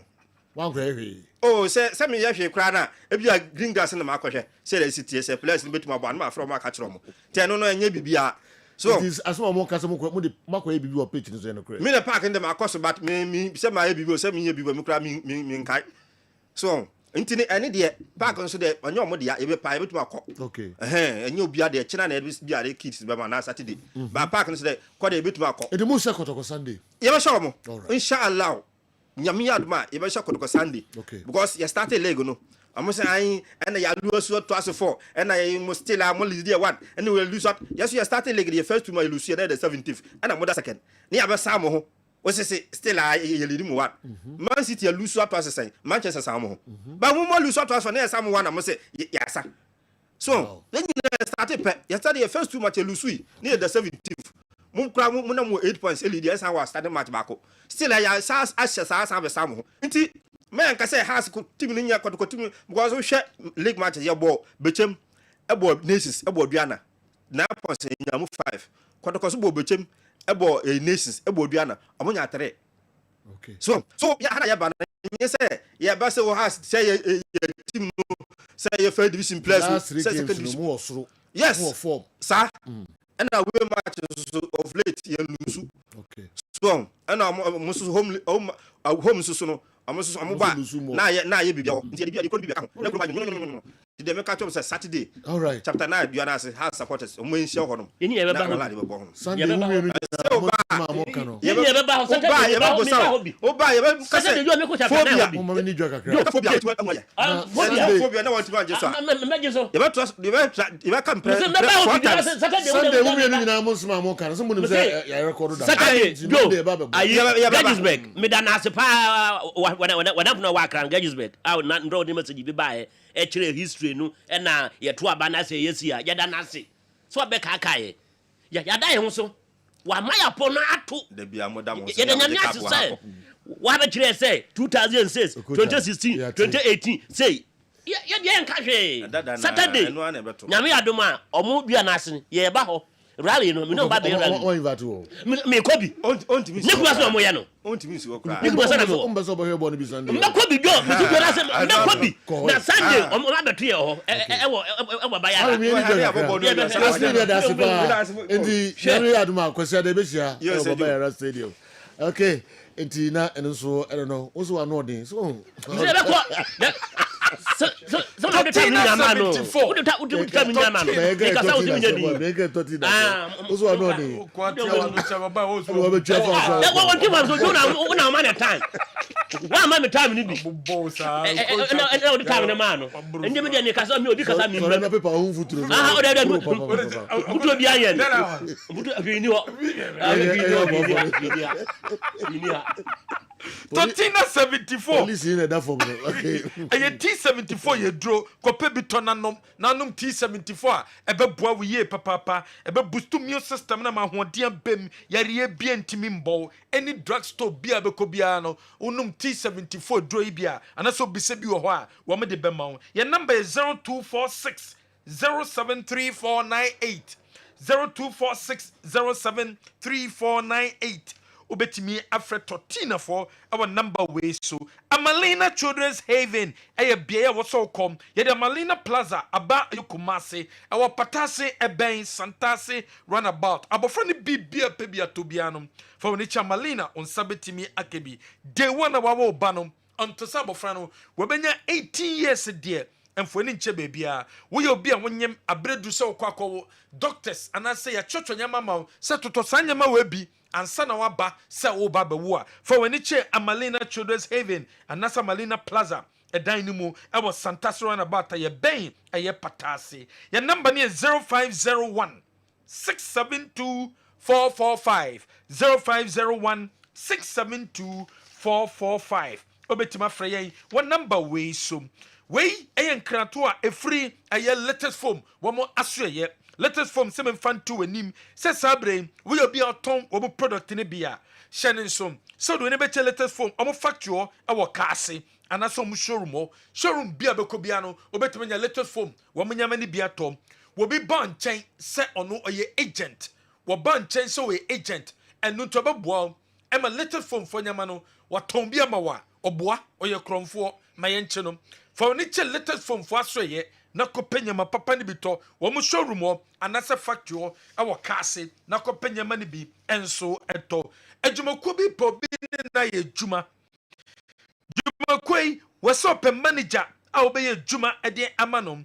and inti so responsibility near day-to-day operations what is strategies any goals ababa ama campaign no etimi ababe kese and unto be a good a degree minimum qualification a degree our business administration for application ebeja Kessben FM front desk by 15th of December and that's our phone number way so 0245 888-356 0245-888-356 offer number we so ya bejo so Dwabewura Bank Limited eye bank boafo pa bank adu sikasem kweda ho wo sikasem bekoye no eye Dwabewura Bank Limited savings account current accounts dachity investment account shares and apesa woto anase open loan and interest rate no ewo form fixed deposit money transfer and answer microfinance wo pesusu savings and cash collection and apesa wo ya for when it a year Dwabewura Bank your number is 0271 409340 0271 409340 what for number we so ya bejo so na nkomo bia obianom ye ne wo edi hebasol a cream hebasol a was sachet your hebaso in a sachet and our baso cream na and also a war a tube mu nina boy juma bema de so boy juma wuntimi boy juma kope baso cream ni bi na emboa na tibi boy juma and nunti and a camfo at the amount any drugstore chemical shop bia obenya bia tom your number is 0244750510 ababwa ma bema no be me ni gie no ewie payo e de amamo Sadik herbal powder a powder etu koko ase koko na hawa a Sadik herbal powder and the we use Sadik herbal powder na ebebo etu koko na se e de amount na elephant herbal mixture which so will be a CCO ya we team elephant herbal mixture Flezon 600 a stroke drop when you stroke over so bomb by fish stroke yare no a Flezon 600 indroi any drugstore chemical shop biano obenya biato Coca-Cola Coca-Cola original regular taste in 300 ml glass bottle for 3 cedis 50 pesos 3 cedis 50 pesos and your pet Coca-Cola and so on and you say 6 Ghana cedis Coke the air and until any gathering piano ubetimi the kwasi general. Okay. I'm sure breaking news by mommy 1 minute to be now my birthday wishy. And then Alaji Mama Salia, if you're on Chibanda line, and then Alaji birthday, Mama wish you happy birthday, and also director of communications, Emma Young Apostles, our more Wenchi Alhaj Mahama Salia. Crew nina so mo wish you happy birthday. Apostles for nina family nina obia so wish you happy birthday. Anefi sunyan zongo and so say wish you happy birthday. Sanso ana Doreen Angelina Ewa Doreen Angelina Ewa Doreen na obo Black Queens or a footballer. Wow. Yatai Efrel Figo, former Black Queens player, Figo, and then you also birthday. You wish you happy birthday. Na me onto unkwem onyo kese na wakuma swadi bia no ana fi sunyan zongo esi nyankopon onfa enomu da. Menko wabra menfa CK niaba CK ewo Rich Kifit Club. CK Waterman asem na making ni nuaba da form na ni nua no na me aduma me menda na ye kra na chi yesie no na ye yie no ye friend no Mrs Mary Manu na etai e friend no ye sister ama odaya one sorry na me aduma me menda yi na bibia e baso e wo atimatim mase ne da ni na yie ni ade nyina no ebaso ewo mase nti sike ese regifo nyina anamfo nyina momra na onkra eye ni nuabai ewo etimatim mase da mu nyina ase ye de besie ma breaking news abedafo nso aba betrase nyame ya adoma wo san ne yen atrase bioma ochina na musa ebekan betrase da mo sepa breaking news abedafo ma betrase